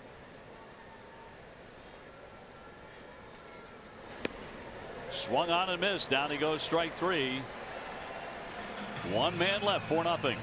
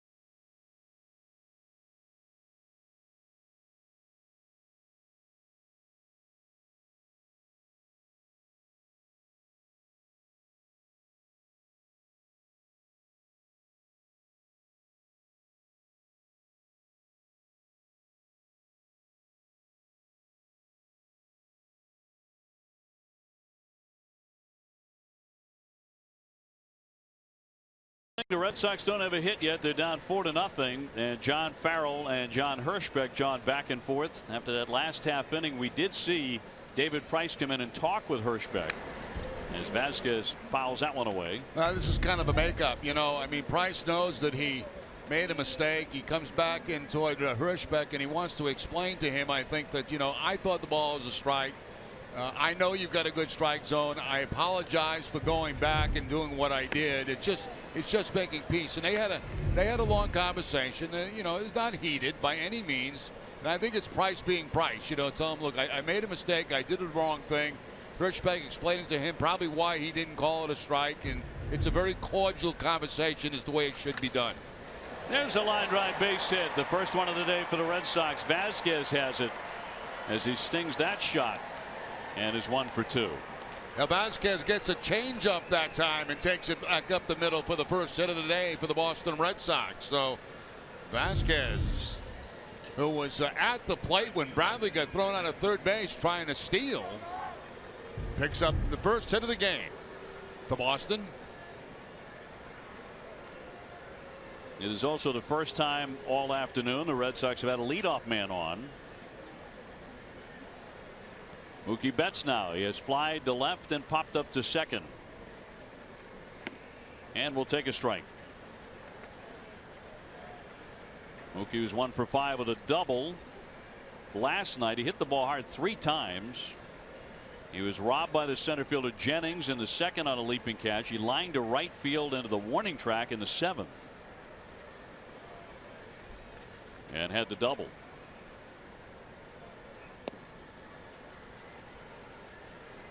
The Red Sox have an off day tomorrow. That means NESN will have Paw Sox coverage. They open a homestand against the Columbus Clippers live tomorrow at 7.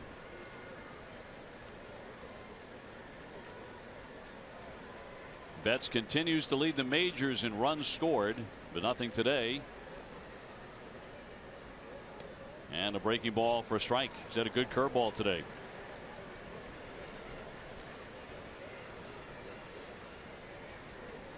Pedroia on deck. He's 0 for 2.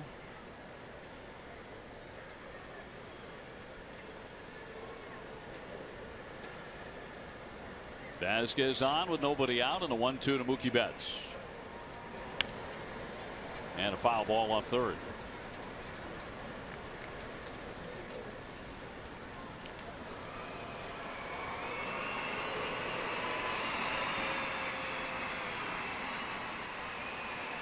Mookie with good lifetime numbers against the Rays. .319 in his career with 7 homers in 28 games.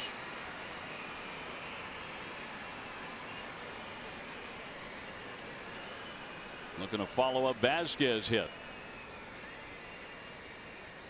The 1-2. Checked his swing. He did appeal. But no reaction at all by Woodring. And it's 2-2. Tried to get him to chase that fastball upstairs out of the strike zone, but Betts just able to hold off it. Take a look from the side. And good job checking the swing there by Mookie, and the correct call by the first base umpire. Line shot, base hit to right. Vasquez to second. He puts on the brakes. So the Red Sox did not have a hit through 5, and now they have 2 back-to-back to begin the 6th. Well, you kind of sense that Betts was going to do something in this game against Moore because he's hit him very well, and he gets an inside fastball, a ball he normally will pull, but that time the hands come inside the baseball, drives it to the opposite field. Back-to-back hits to start off the 6th inning. Betts came into the game 4 for 6 with a home run against Moore, and Moore had him 0 for 2 in this game till that base hit. Pedroia now. He's reached on an error by the second baseman, and he's grounded out to third. So he is 4 for 19 with a home run against Moore, who deals it into the dirt for ball 1. Red Sox behind 4-0 here on getaway day. Heading back home for a lengthy homestand starting Friday. Sox will play Friday, Saturday, and Sunday against the Angels, and when the 1:35 game is over on Sunday, half of the games will have been played. A strike.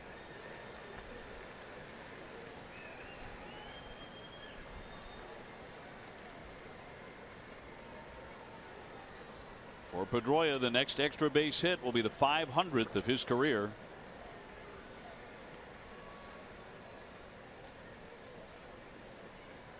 The 1-1 and a high fly ball popped into left. Out goes Miller. Franklin coming on. Franklin still coming. He'll make the catch up on his tippy toes. Now that was not exactly smooth out there by Franklin. He went back, then had to come in at a fairly good clip to make that catch. Watch him go back, and now he's got to change directions. And never taking his eye off the baseball, calling for it. Once he does that, the shortstop peels off, and he makes the first out of the inning. Ace Ticket is Boston's trusted source for Red Sox tickets with the best seats at the lowest prices to all the games at Fenway. All with a 200% guarantee. Treat yourself or someone special by visiting aceticket.com or by calling 1-800-MY-SEATS. Bogaerts has struck out twice after getting yesterday off, trying to get that swing back in good working order. He had started 58 consecutive games before taking a break. One down, and now the catcher Casale will be out for a mound visit. Moore had shook off 2 sets of signs that were put down by Casale, so Casale not sure exactly what Moore wants to do here with Bogaerts on the first pitch and a couple of men on base. So what do? You go out and chug with him. What do you want to throw?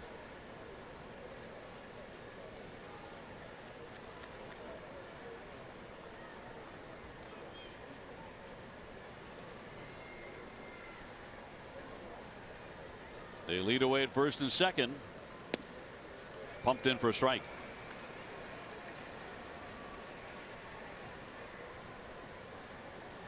Xander right at 50 runs batted in. On that 100+ RBI pace. Ortiz on deck. He lays off, and that missed. So far, it's been off-speed pitches that have got Bogaerts today. A curveball back in the first inning and a changeup in the fourth. This is the breaking ball again that Bogaerts does not bite at. The 1-1. He checked again. It's pretty clear, Dave, that he wants to stay away from the fastball of Bogaerts. As he's throwing him a lot of breaking pitches and off-speed pitches right now. Probably a wise choice because he is second in the American League, 386 with runners in scoring position. And as Vasquez at second, Betts at first. Red Sox trying to get on the board. This lefty's been tough, and it's flicked foul to make it 2-2. And as the result of all the off-speed pitches, a late swing by Bogaerts on an inside fastball. He's seen so many changeups and curveballs that when he gets the fastball that time, he's late on it.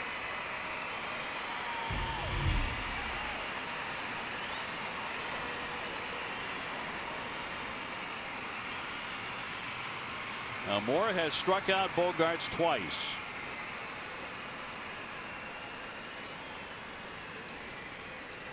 He has 5 Ks in the game. Line shot, base hit. Vasquez into third. Brian Butterfield will hold him as the throw comes in, and the bases are going to be all loaded up for David Ortiz, who has an outstanding track record against Moore. Now, fool me once, but not twice. And Bogaerts got beat on a fastball on the pitch previous. He gets the fastball again. This time gets the barrel of the bat out. Almost the same pitch. Fastball, same location inside. That time it's cleaned out by Xander. And obviously down by 4 runs, you're not going to take a chance on scoring Vasquez from second base on that. So big mound meeting. Ortiz next. He's gone 0 for 2 today with a ground to short and another ground ball to the right side. But against Moore in his career before today, David was 8 for 20, a .400 average with 3 home runs.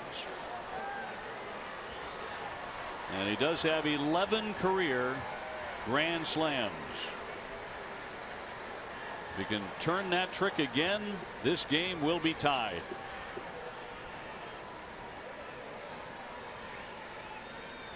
And Moore's first one in there for strike one.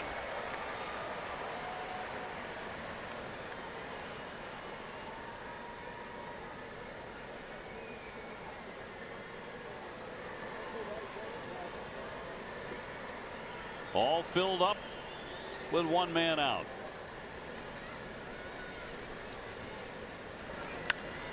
Fouled away, and it's quickly 0-2. Two fastballs. I remember last year the big home run for Ortiz here came on a curveball that stayed down and in that he lifted out of the ballpark. So far in this at bat with the bases loaded, he's seen two fastballs in a row. They get Erasmo Ramirez going in their bullpen. Yes, David hit numbers 499 and 500 off him right here last September. Fouled back. He just got a piece. That pitch 82 miles an hour. And that was a weird choice right there, going to the changeup and upstairs as you see Ramirez loosening in the bullpen for the Rays.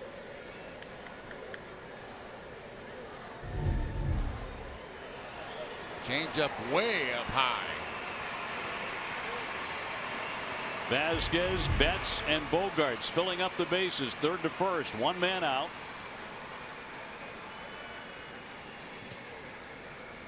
David, a little conversation there with Hirschbeck.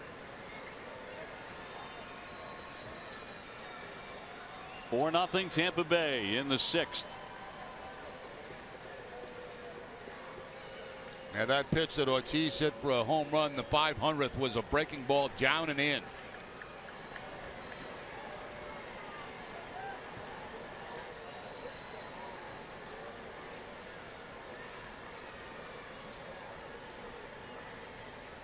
The 0-2 again.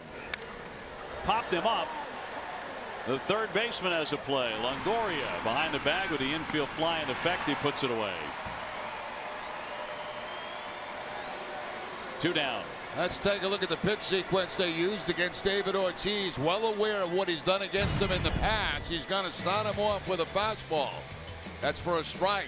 Back to the fastball again that he fouls off. He's late on. Then he goes to a changeup up in the zone that Ortiz fouls off. Then back to the fastball that he pops up. So no breaking ball that time. I mean, Moore has a long memory too. He knows the pitch that Ortiz hit number 500 against, and he didn't see it at all in that at bat with the bases loaded. So Ortiz 0 for 3. Red Sox with runners at first and second and third, and Hanley Ramirez will be the batter. He is grounded to third and fly to center. 7-game hitting streak for Hanley, but now 2 down. And Moore will keep on pitching here, even though they have a right-hander loose in the bullpen.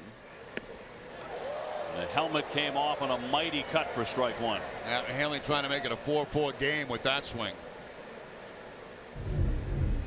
Gets the fastball, gets it up in the zone a little bit, and going for the downs. I'll take a base hit right here to drive in 2 and get back in this game. He might have strained something with that swing. Stretching out a little. That was a massive cut. And now John is coming out with a trainer.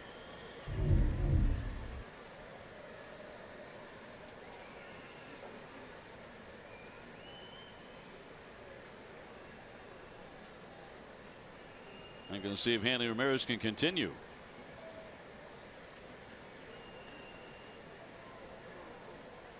One of the more ferocious swings we have seen from him this season. Yeah, it looks like it's on its right side for Ramirez, but I think he's going to be all right.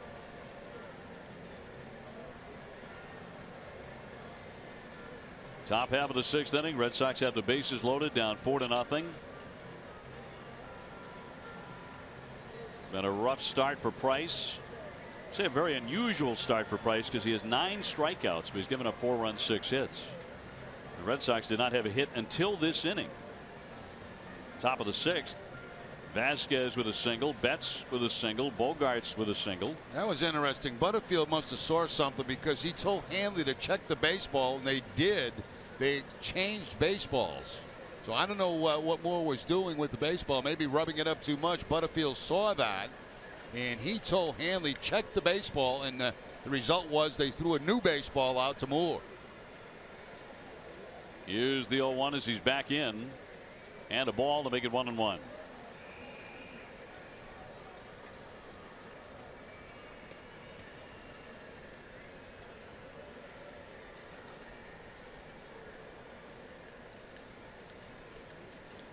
Moore came into the game 3-5, a .504 earned run average. So no real indicator he would be as tough as he's been today. Does have 2 out with the bases loaded. And the 1-1. 2 balls, 1 strike. That's what I was talking about. Butterfield telling Hanley, look, check the baseball, check the baseball. And he's telling Hirschbeck the same thing, so they do exchange baseballs, and whatever Butterfield saw, he didn't like.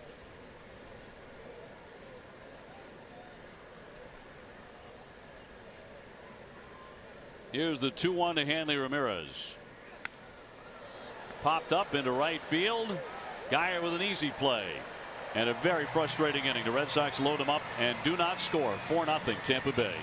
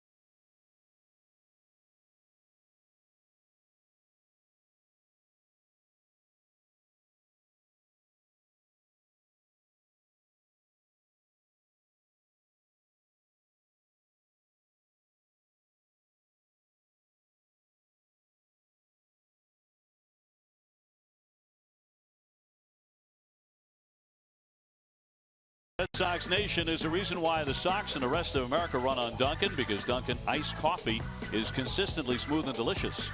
Dunkin' Donuts coffee is the #1 coffee in New England. The Boston Red Sox run on Dunkin'. Now Price back at it as we go to the last half of the 6th inning. Jerry Remy, Dave O'Brien, Garen Austin with you. And Brandon Geyer has homered and doubled.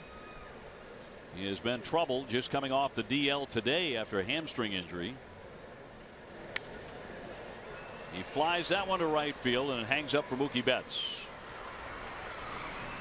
And one man is gone. A very strange outing for Price. At times he's had excellent stuff. We've seen him get to 96, but too often he's left the ball up, and when he has, he's gotten hit. And here's his pitching line, brought to you by Ace Ticket. I agree with you, Dave. You know, there was early in the ball game, too many pitches up in the zone. That cost him 4 runs in the 2nd and 3rd innings. Since then, he's been pretty good. Able to control the baseball a little bit better. Nick Franklin will dig in next. Price has struck him out twice.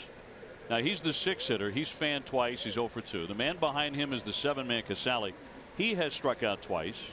After him, Beckham, 2 strikeouts, and after him, Motter, 2 strikeouts. So 8 of the K's have come between the 6, 7, 8, and 9 batters.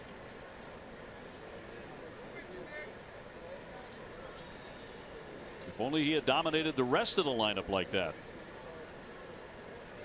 Unfortunately for Price, that has not been the case. Here comes the 0-1 pitch to Franklin. Fouled away.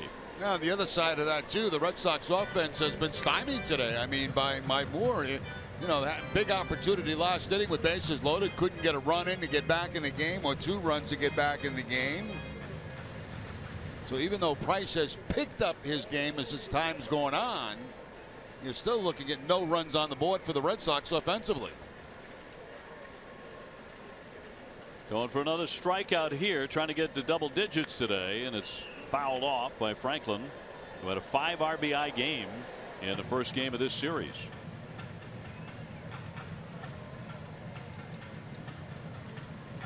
Casale next. Bottom of the 6th inning at the Trop here in the finale of the series. And the 0-2. 1 ball, 2 strikes.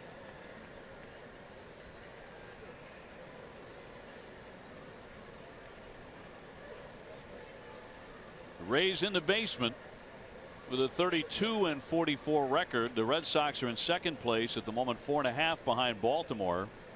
The Orioles did win again last night. They won in San Diego. A little Trickler foul. And they've now won 6 straight. And Price right there trying to change up to put away Franklin for the 3rd time today. The other 2 strikeouts have come on a cut fastball and fastball. This time it was a changeup, but again inside when it was supposed to be outside. 1-2, line to right field, closing on at bat, so he's going to have to pull up and play it on a bounce. So it'll be a base hit for Franklin. He reaches for the first time this afternoon. That'll be their 7th hit. Stay tuned for Red Sox Final, presented by Plainridge Park Casino. TC, Dennis Eckersley, and Steve Lyons will have Paw Sox highlights and preview the final homestand before the All-Star break. So Casale to step in. He has a couple of strikeouts today, 0 for 2. Still 5 for 10, 3 home runs against Price lifetime. Hammered and fair past the diving Shaw down the line. Franklin heading into third base, scooped up by Brents. Runners will hold at second and third on the double by Curt Casale, who likes to hit against Price. Yeah, it's surprising that Price struck him out twice, because he came into the game, as you mentioned, 5 for 8 with 3 home runs. And that time he tried to sneak the fastball by him, and it sneaks right by Travis Shaw down that left field line. Kyle Willis on his way out to the mound to have a conversation while the bullpen gets moving around for the Boston Red Sox.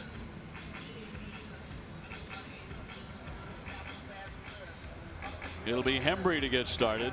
Tell you what, if you had said a couple of hours ago that David Price through 5 innings would have 9 strikeouts and 1 walk, I would have told you he's the guy ahead 4-0. Yeah, absolutely.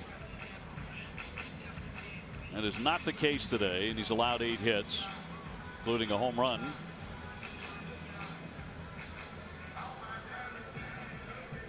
So that'll put runners at second and third with 1 away.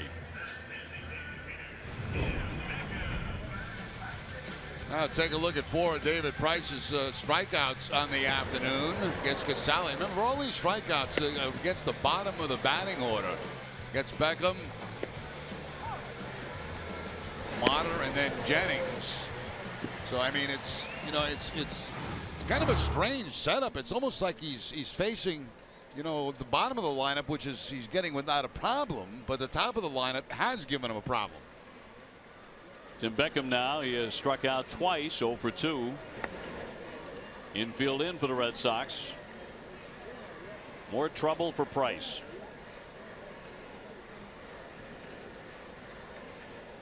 He has called his own performance to this point in the season unacceptable. In year 1 of the Giant contract. 1-0 pitch. He was late there in a 94-mile-an-hour Swifty.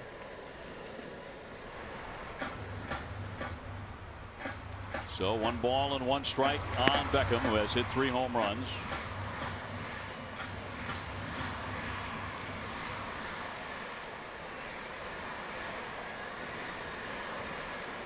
Franklin at third and Casale at second. Only 1 away, and he won't chase. 2 balls, 1 strike. Hitting toward the bottom of the batting order too. If there's contact on the ground, I'd let that runner at third base go. I'd play contact. That means any ball that he reads that goes on the ground, take off from third base and make him throw you out at home. You've already got a 4-0 lead. You could stretch it to 5 on an infield ground ball.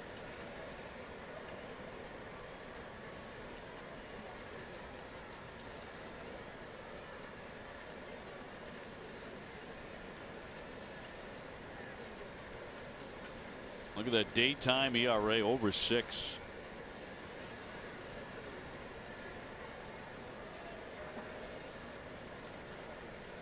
The 2-1 pitch to the number 8 hitter, their DH.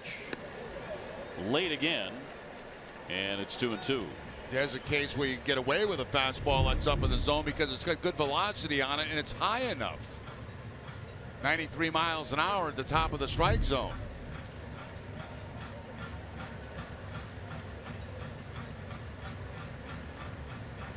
Red Sox home against the Angels. We see the Halos for the first time on Friday, Saturday, and Sunday. And then Texas is in. That fine Rangers team, followed by these Tampa Bay Rays. That'll take us up to the All-Star break on July 11.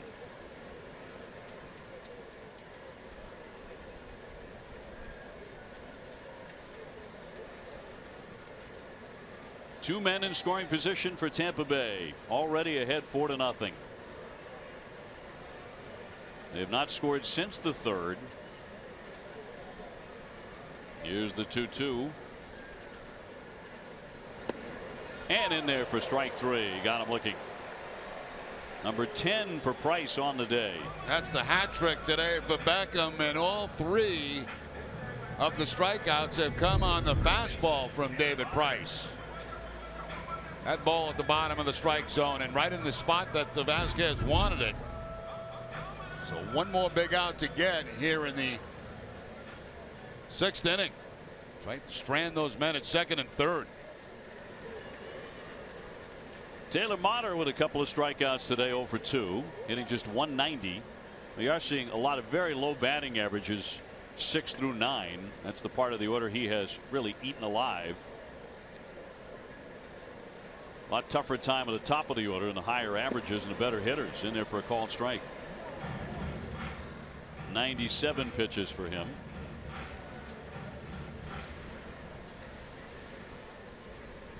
Four runs on 8 hits for Tampa Bay. No runs on 3 hits for the Red Sox.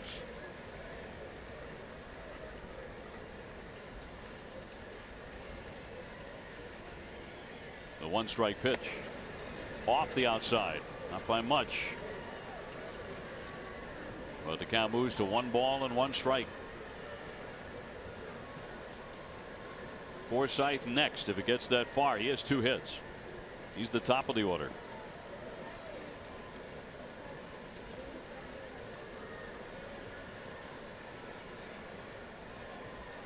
The 1-1 home. Chopped along third. That's a fair ball. Shaw has to skip it and got him at first base. He bounced it a couple of times. And Price gets out of the inning despite the 2 hits. Hanley hanging in there on it. 4-0 Tampa Bay.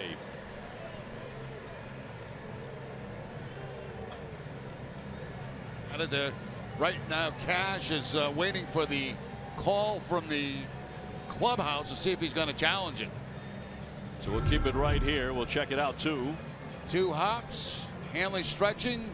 Ooh, was that close?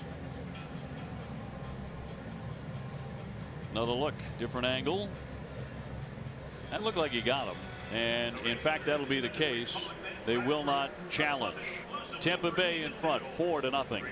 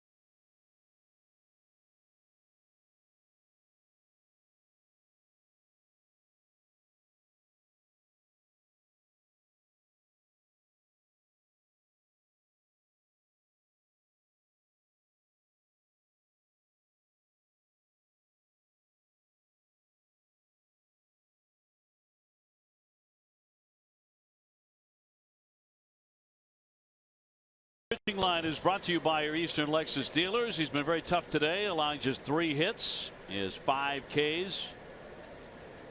And looking a lot more like the Matt Moore we saw 3 years ago before Tommy John. I would agree 100% with that statement. Jackie Bradley starting the 7th inning. Question is, was there a crack finally in the 6th inning? The Red Sox got their first 3 hits of the game against him, but did nothing with that and could not bring in a run despite loading the bases. Pop foul out of play. Bradley with a fly out and a walk. Moore has walked 2 men.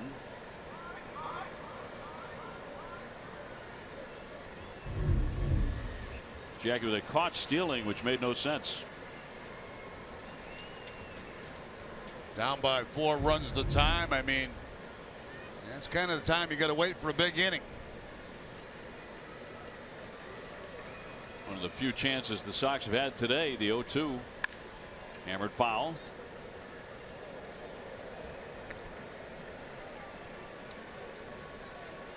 Shaw on deck, and then Bryce Brentz here in the 7th. Ramirez has been warming up down there for about 15 minutes off and on, so he's certainly ready.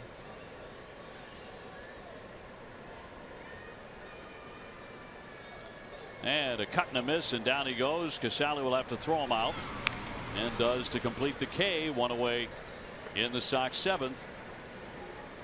Time for a game break, brought to you by Jordan's, the furniture store, the Boston Red Sox. Here's TC.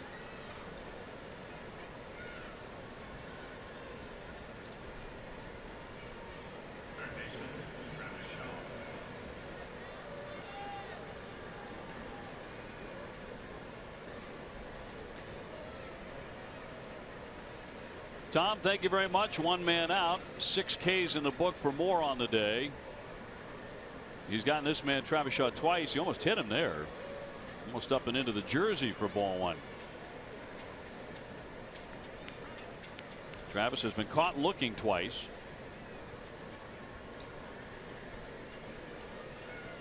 Although he came into the game with good numbers against Matt Moore. And he flicks that one foul. That's his pitch too, a fastball down in the zone, and that time just fouling it back.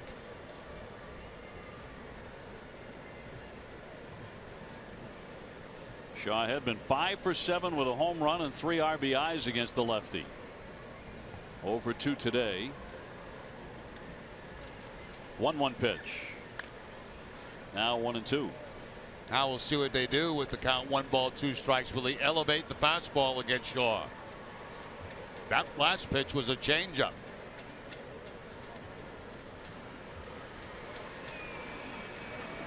Last pitch was high, but it was off speed, and Shaw just fouls it off. Now what will they do with 2 strikes on him? They do move the shortstop to the right of second, as that one drifted away. 2-2. Tried the curveball that time, going down and away. As they move that shortstop, as you mentioned, Brad Miller into that pole position. There's the breaking ball. It's not going to be close, and not really tempting for Travis to swing at. He's coming off a big night. 3 for 5, a homer, a double, and 5 RBIs. The curveball fought off.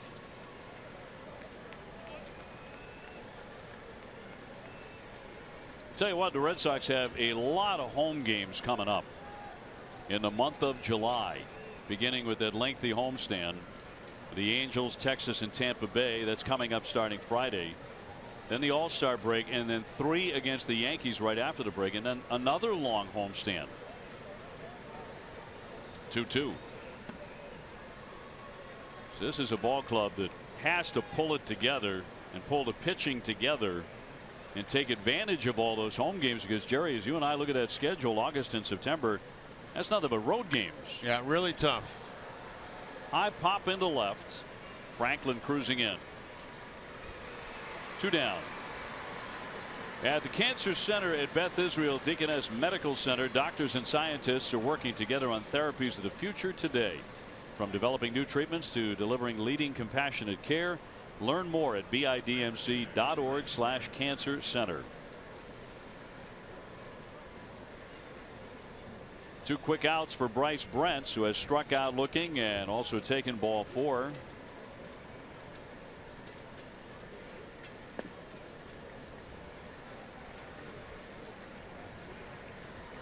Four to nothing Tampa Bay.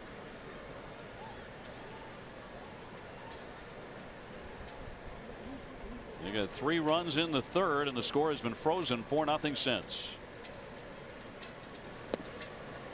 They also got an early home run from Brandon Geyer back in the 2nd inning.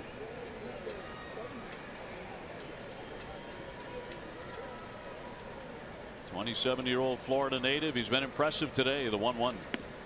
Another strike.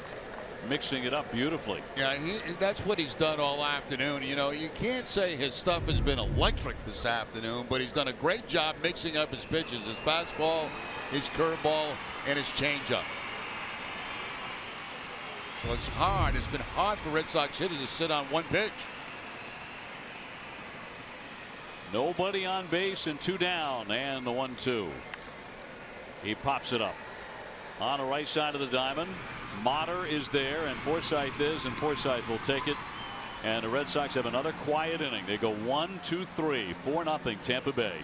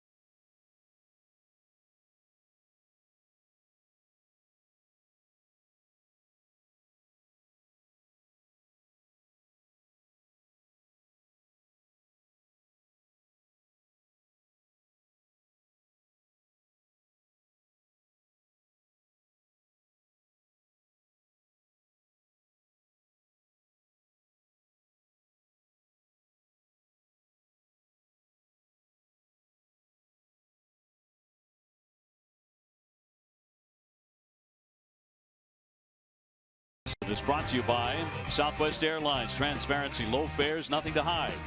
BuyAToyota.com, Toyota's website for deals. Your New England Audi dealers. Digital Federal Credit Union. See what DCU can save you. And by the 2017 Kia Sportage. Visit anykiadealers.com to learn more. Back inside the Trop, 4-0 Tampa Bay. They've out hit the Red Sox 8-3. Price got hit early. Not so much over the last 3 innings, but he has trailed for most of the day. Forsythe has been part of that with a double and a single and a run. He's gone 2 for 3. On to the last half of the 7th. Red Sox with an active bullpen. Hembree and Ross now side by side.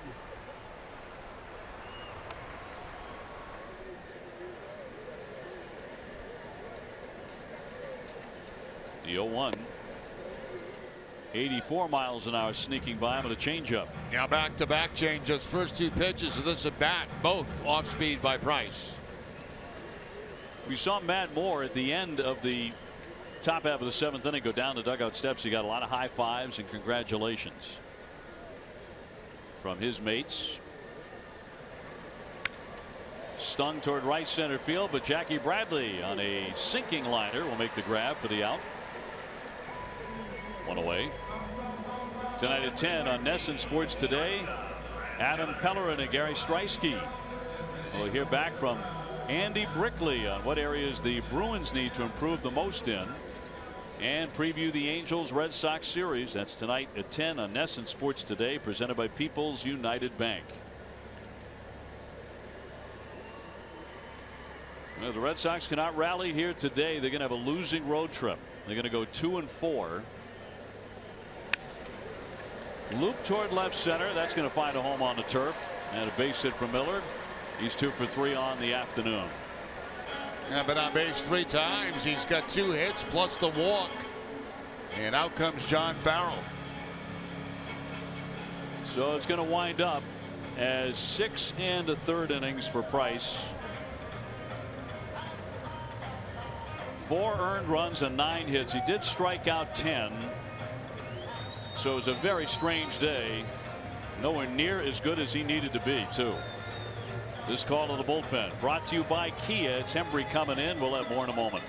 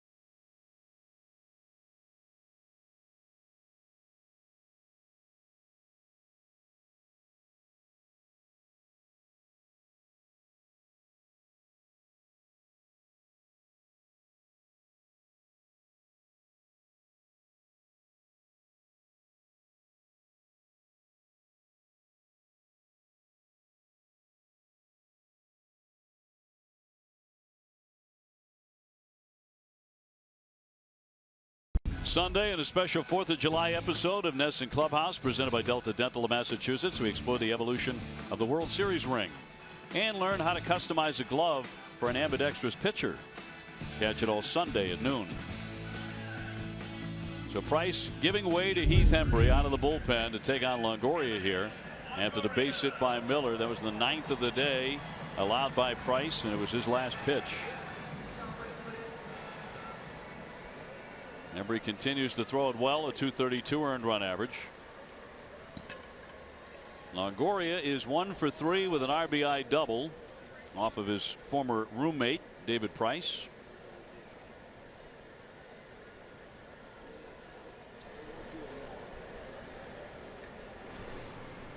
Longoria played his college ball at Long Beach State, but he caught everybody's attention on the Cape in 2006. Playing with the Chatham A's that summer. He had 8 home runs and he was named the Cape Cod League MVP. He really blossomed that summer.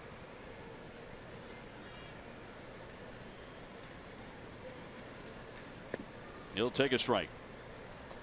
Miller at first base has got 4 steals this season, but he has been caught 3 times. Hembree give him a check before making that first pitch to Longoria. Bottom 7 and a base runner here in Miller. And the 0-1 from Hembree. That was a meager wave by Longoria on a fastball. Yeah, it's like he got about halfway through that swing and he said, why am I swinging the bat? As things seem to slow up for him.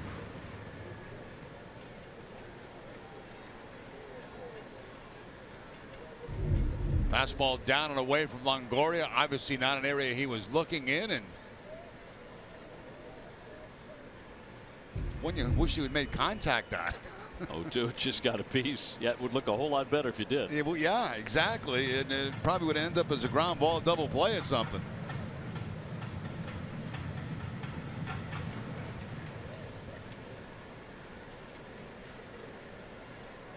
Longoria has hit 18 home runs. He hit 21 all of last year. And he's had a very, very good month of June, even if his teammates haven't. Though they've had a good series against the Red Sox. Here comes the 0-2. Sox been held to 3 hits. They have Vasquez, Betts, and Pedroia due up in the 8th.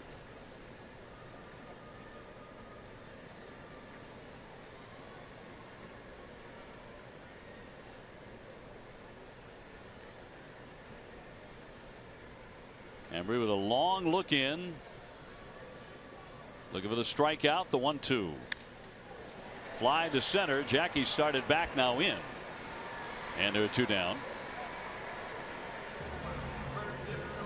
Jennings will be next. Join Clay and Lindsey Buchholz alongside teammates and celebrities at the Buchholz Benefit Bash on July 7th at the House of Blues.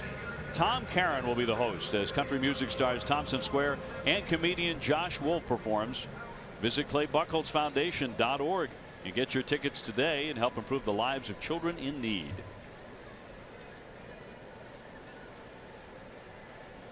Two down. Jennings will be the batter. He's gone 0 for 3, but he did drive in a run in the 3rd inning with a ground out. 4-0 Tampa Bay.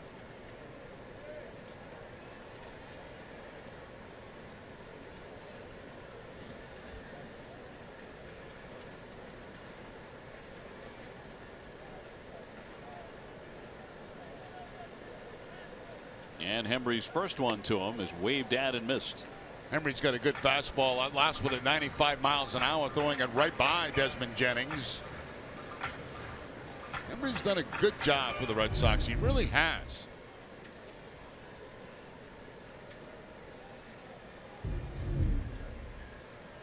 He's been working in higher leveraged situations in recent outings. The 0-1 finds the mark. Another perfect pitch on the outside part of the plate right there, keeping the ball away.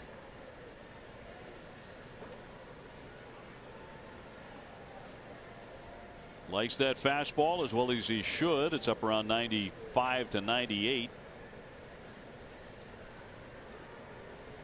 Upstairs with the fastball. 0-2 to Jennings. And a high fly into right field, driving back Betts. Still on the move, but he's there. And makes the catch. 1 man left. 4-0 Tampa Bay.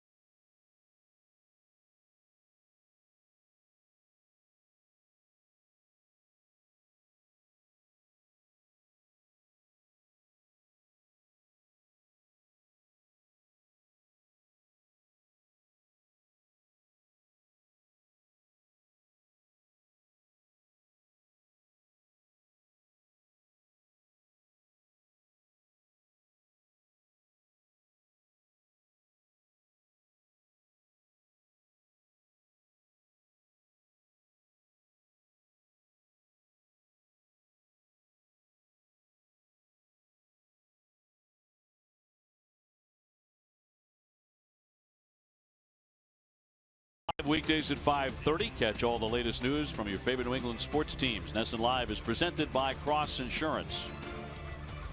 A couple of changes here as we go to the 8th inning. New pitcher is Erasmo Ramirez from Nicaragua, and Sandy Leon is going to pinch hit for Christian Vasquez as John Farrell tries to jumpstart the offense, get something going. Just 3 hits for the Red Sox all day.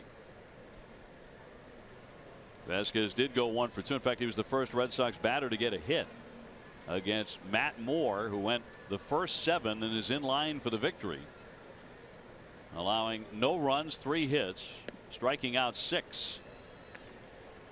So he was particularly tough today.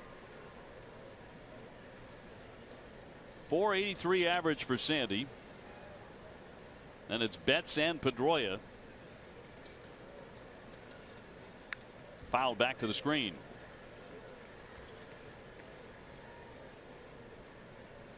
Sandy hit a 2-run homer with 1 out in the 8th inning on Monday night. That was his first in a Red Sox uniform. He has gone 14 for 29 this season with 6 RBIs.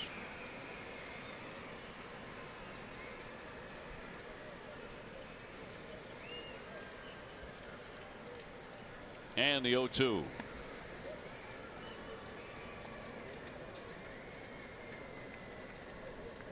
It has been a sleepy day for the Red Sox bats.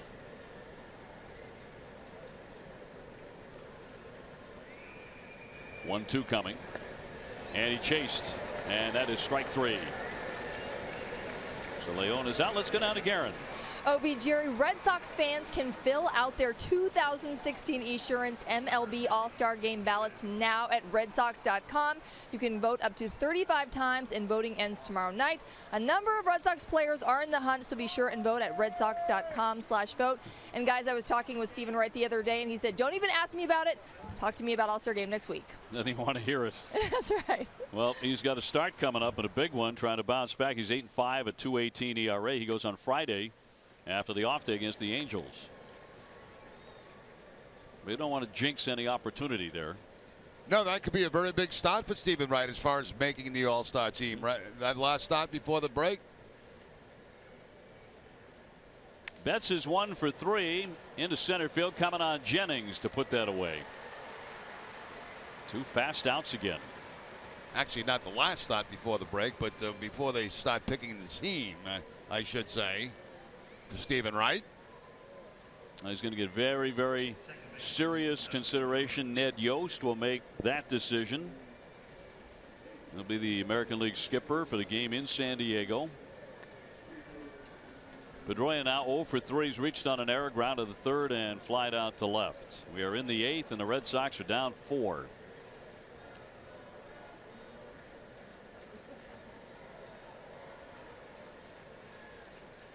Ramirez deals, and he fires inside.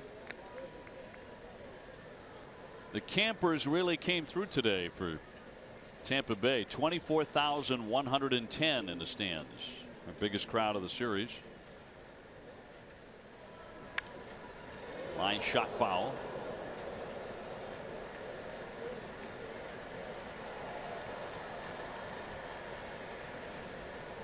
Ross working in the pen. Xander Bogaerts on deck. And Cedeno working in their bullpen.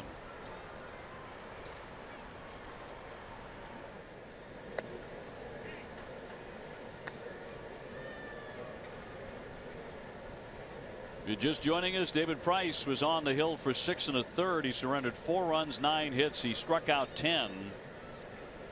If it continues like this, he's going to drop to 8 and 5. Red Sox unable to follow up the strong outing from Porcello last night. Price in recent days has chastised himself and said his performance so far has not been acceptable. And today I'm pretty sure he's saying the same thing after this outing. Here's the 3-1. Hard hit but foul. Jerry, you just keep waiting for that, 13 strikeout, blow everybody away gem where he gives up 2 hits in 8, 9 innings. Yeah, and I thought that was coming a couple of starts ago. Look, he went through a pretty good stretch there where he looked like David Price, and all of a sudden that bad one pops up against Texas, and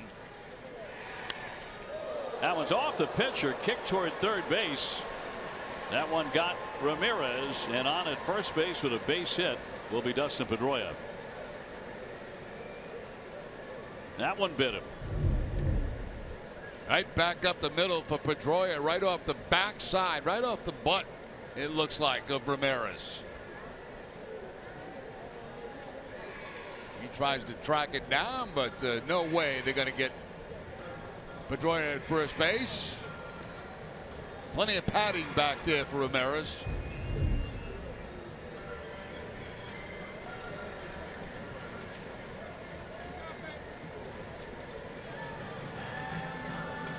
Gonna hang in there. On a play like that, you just got to turn the other cheek and move on. I got a million of them. Pedroia aboard, 1 for 4 on the day. That was only the 4th Red Sox hit. Xander Bogaerts has one of them, a single in the 6th.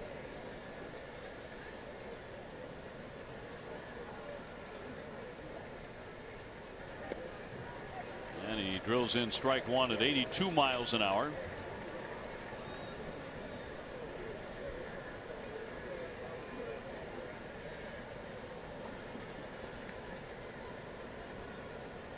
Bats have generally been silenced today.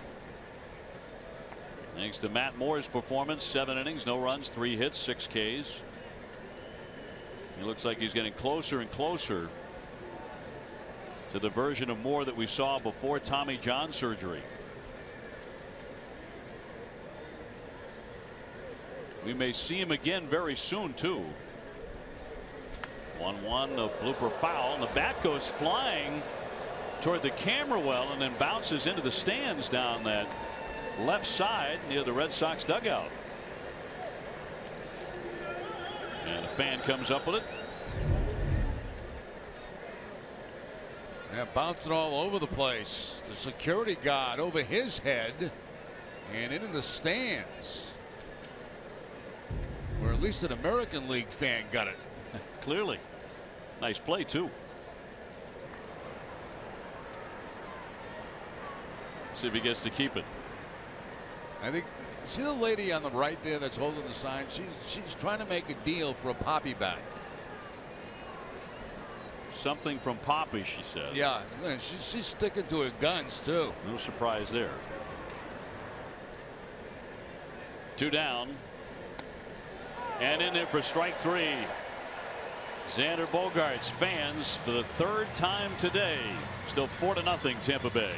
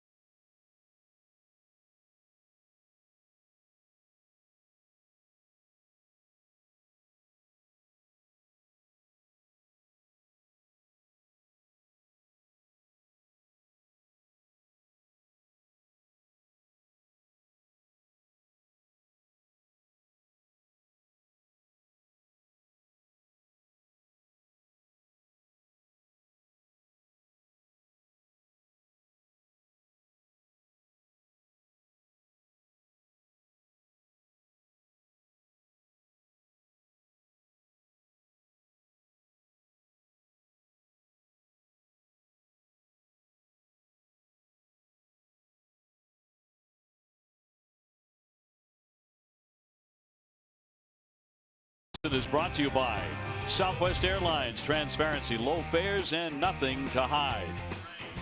Heading off to the bottom half of the 8th inning, the Red Sox trail 4-0. Time for our poll question presented by People's United Bank.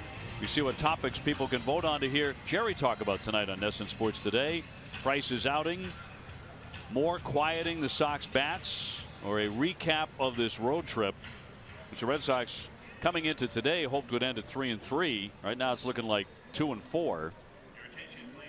Text your answer to 536-536. Message and data rates may apply. Hernandez in the game now at third base, and that moves Shaw over to first base. Remember when Hanley Ramirez took that big swing and looked like he had maybe strained something. You hope just temporarily. Yeah, maybe an oblique muscle.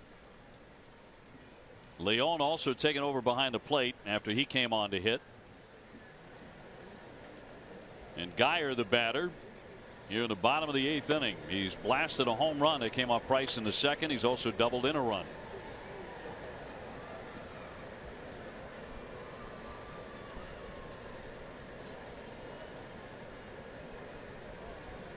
Nine hits for Tampa Bay, 4 for Boston. Foul back.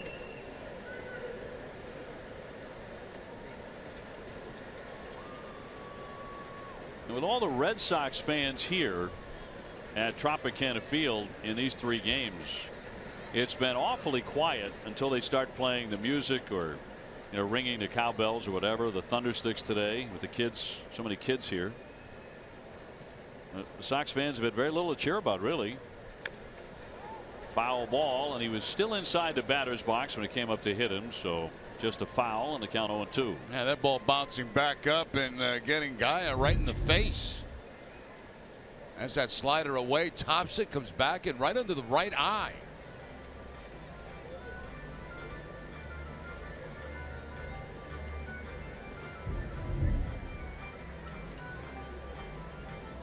So Geyer to shake that off. Kevin Cash's team has lost 12 out of 13 games. They're trying to take this series from the Red Sox, and they're in very good shape to do it. 0-2 from Hembree, and that is in there for strike 3. Caught him looking. So 1 away. This is the fastball outside part of the plate, pretty nasty on the corner. And after getting hit in the eye on the foul ball, Geyer just takes that pitch and makes his way back to the dugout. Cash asking him if he's okay. We've seen guys come away with concussions on stuff like that. Cedeno working in the bullpen on the right field line for Tampa Bay. And here's Franklin, 1 for 3 with a single. He's also struck out twice. Looking for a cool and educational website for the kids to use while on summer vacation? We'll have them visit NESSONClubhouse.com. Videos, games, and a lot more. Visit NESSONClubhouse.com today. A strike.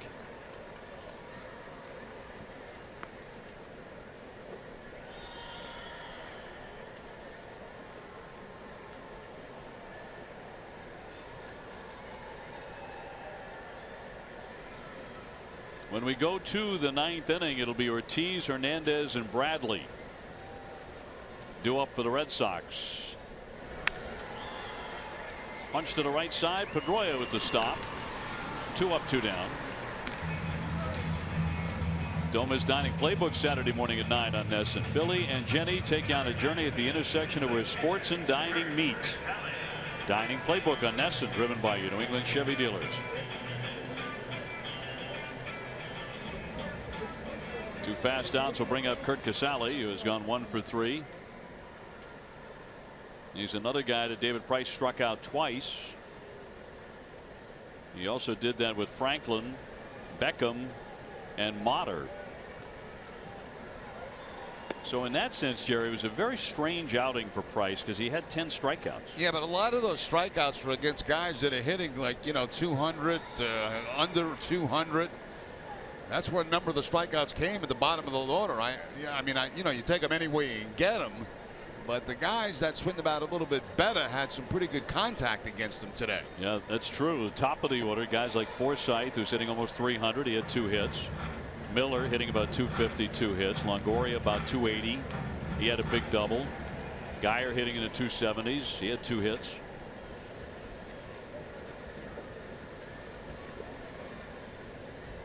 Nobody aboard, 2 down. We are on the bottom of the 8th inning. Red Sox are going to need a bit of a miracle rally today. Because frankly, 4-0 feels more like 8-0.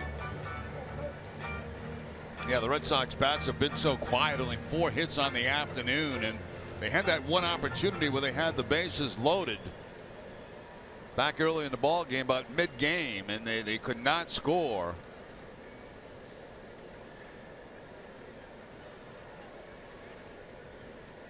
Embry trying to get him in order, and that's up and in for a ball on Casali.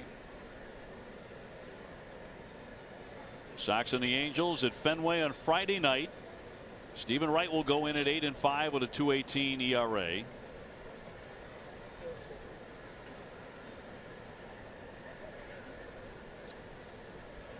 And it kicks off a 9-game homestand. 2-2 pitch. In for strike 3. Got him looking. Side retired. Red Sox coming up. We go to the 9th. 4-0 Tampa Bay.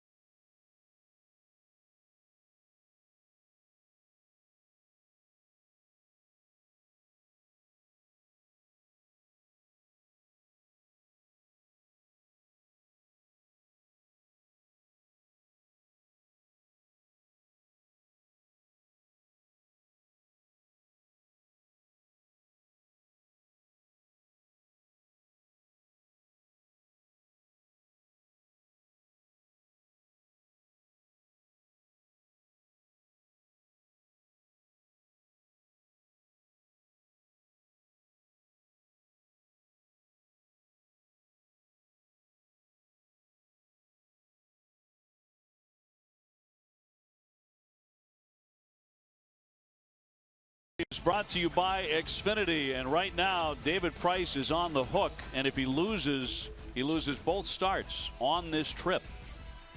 Gave up 9 hits and 6 1/3 despite the 10 strikeouts. Moore was better today. 7 innings, 3 hits. He K'd 6. Longoria with a double. Geyer with a home run and a double.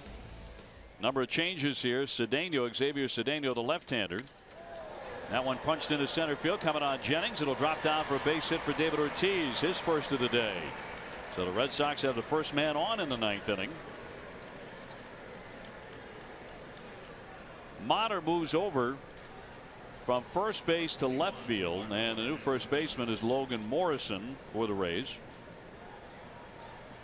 Red Sox need to string a bunch of those together, and Hernandez will be next. He is hitting in Hanley Ramirez's spot in the 5-hole. Hanley went 0 for 3.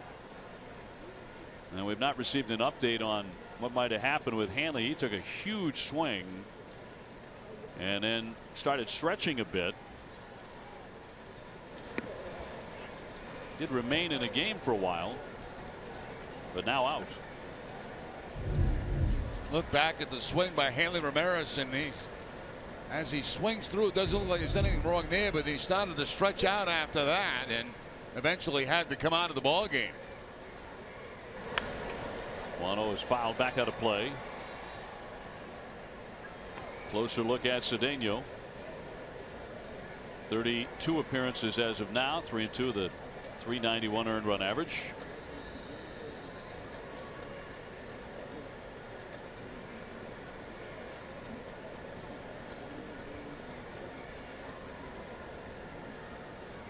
Ortiz at first base and nobody out here in the 9th inning. And punch foul.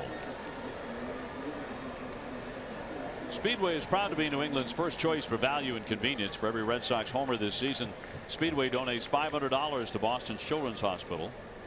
All summer long, you can get any size fountain or frozen drink for just 69 cents.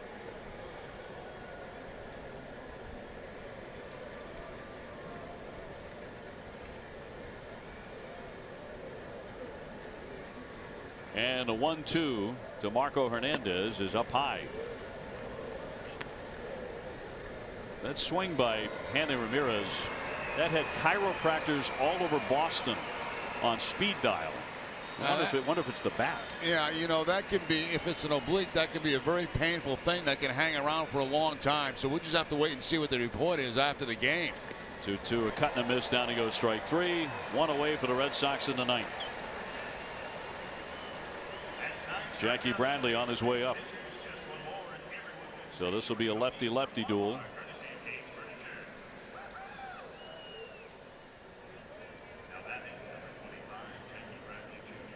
Four nothing Tampa Bay. Sox have been out hit 9-5. Jackie hitless. He has fly to center, walked and struck out. All that against Matt Moore, who could pick up the win.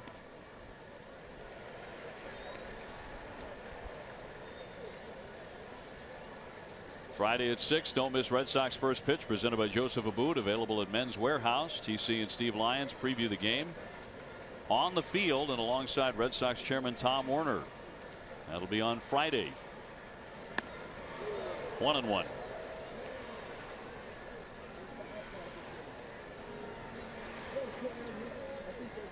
If the Red Sox fail to score, it'll be the 3rd time they get shut out. They will also come home with a losing road trip at 2-4. Fly ball, routine play for Jennings. And there are 2 out.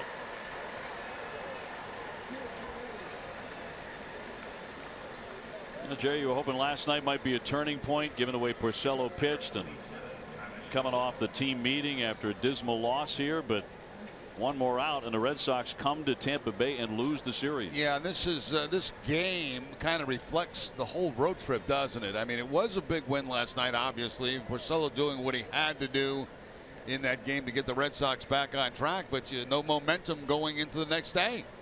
And you figured there would be with the Price Moore matchup. I felt very good about this matchup today. I think most people did. Porcello with a very solid effort last night. Showed you a lot in a gritty 4th inning. The 0-1 pitch. Long homestand approaching after an off day tomorrow. 3 with the Angels, 3 with Texas, and 3 more with Tampa Bay. And may have to see more again. Here's the 1-1. Travis today with 2 strikeouts and a flyout, 0 for 3.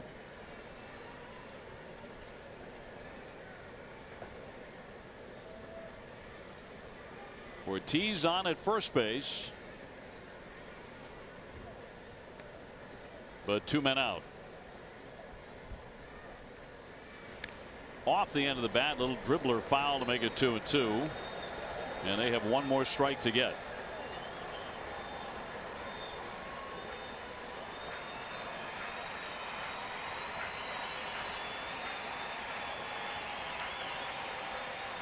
David Price fell behind early, a home run in the 2nd. Then he allowed 3 runs in the 3rd inning. That's been all the scoring today. The 2-2 ground ball to that left side.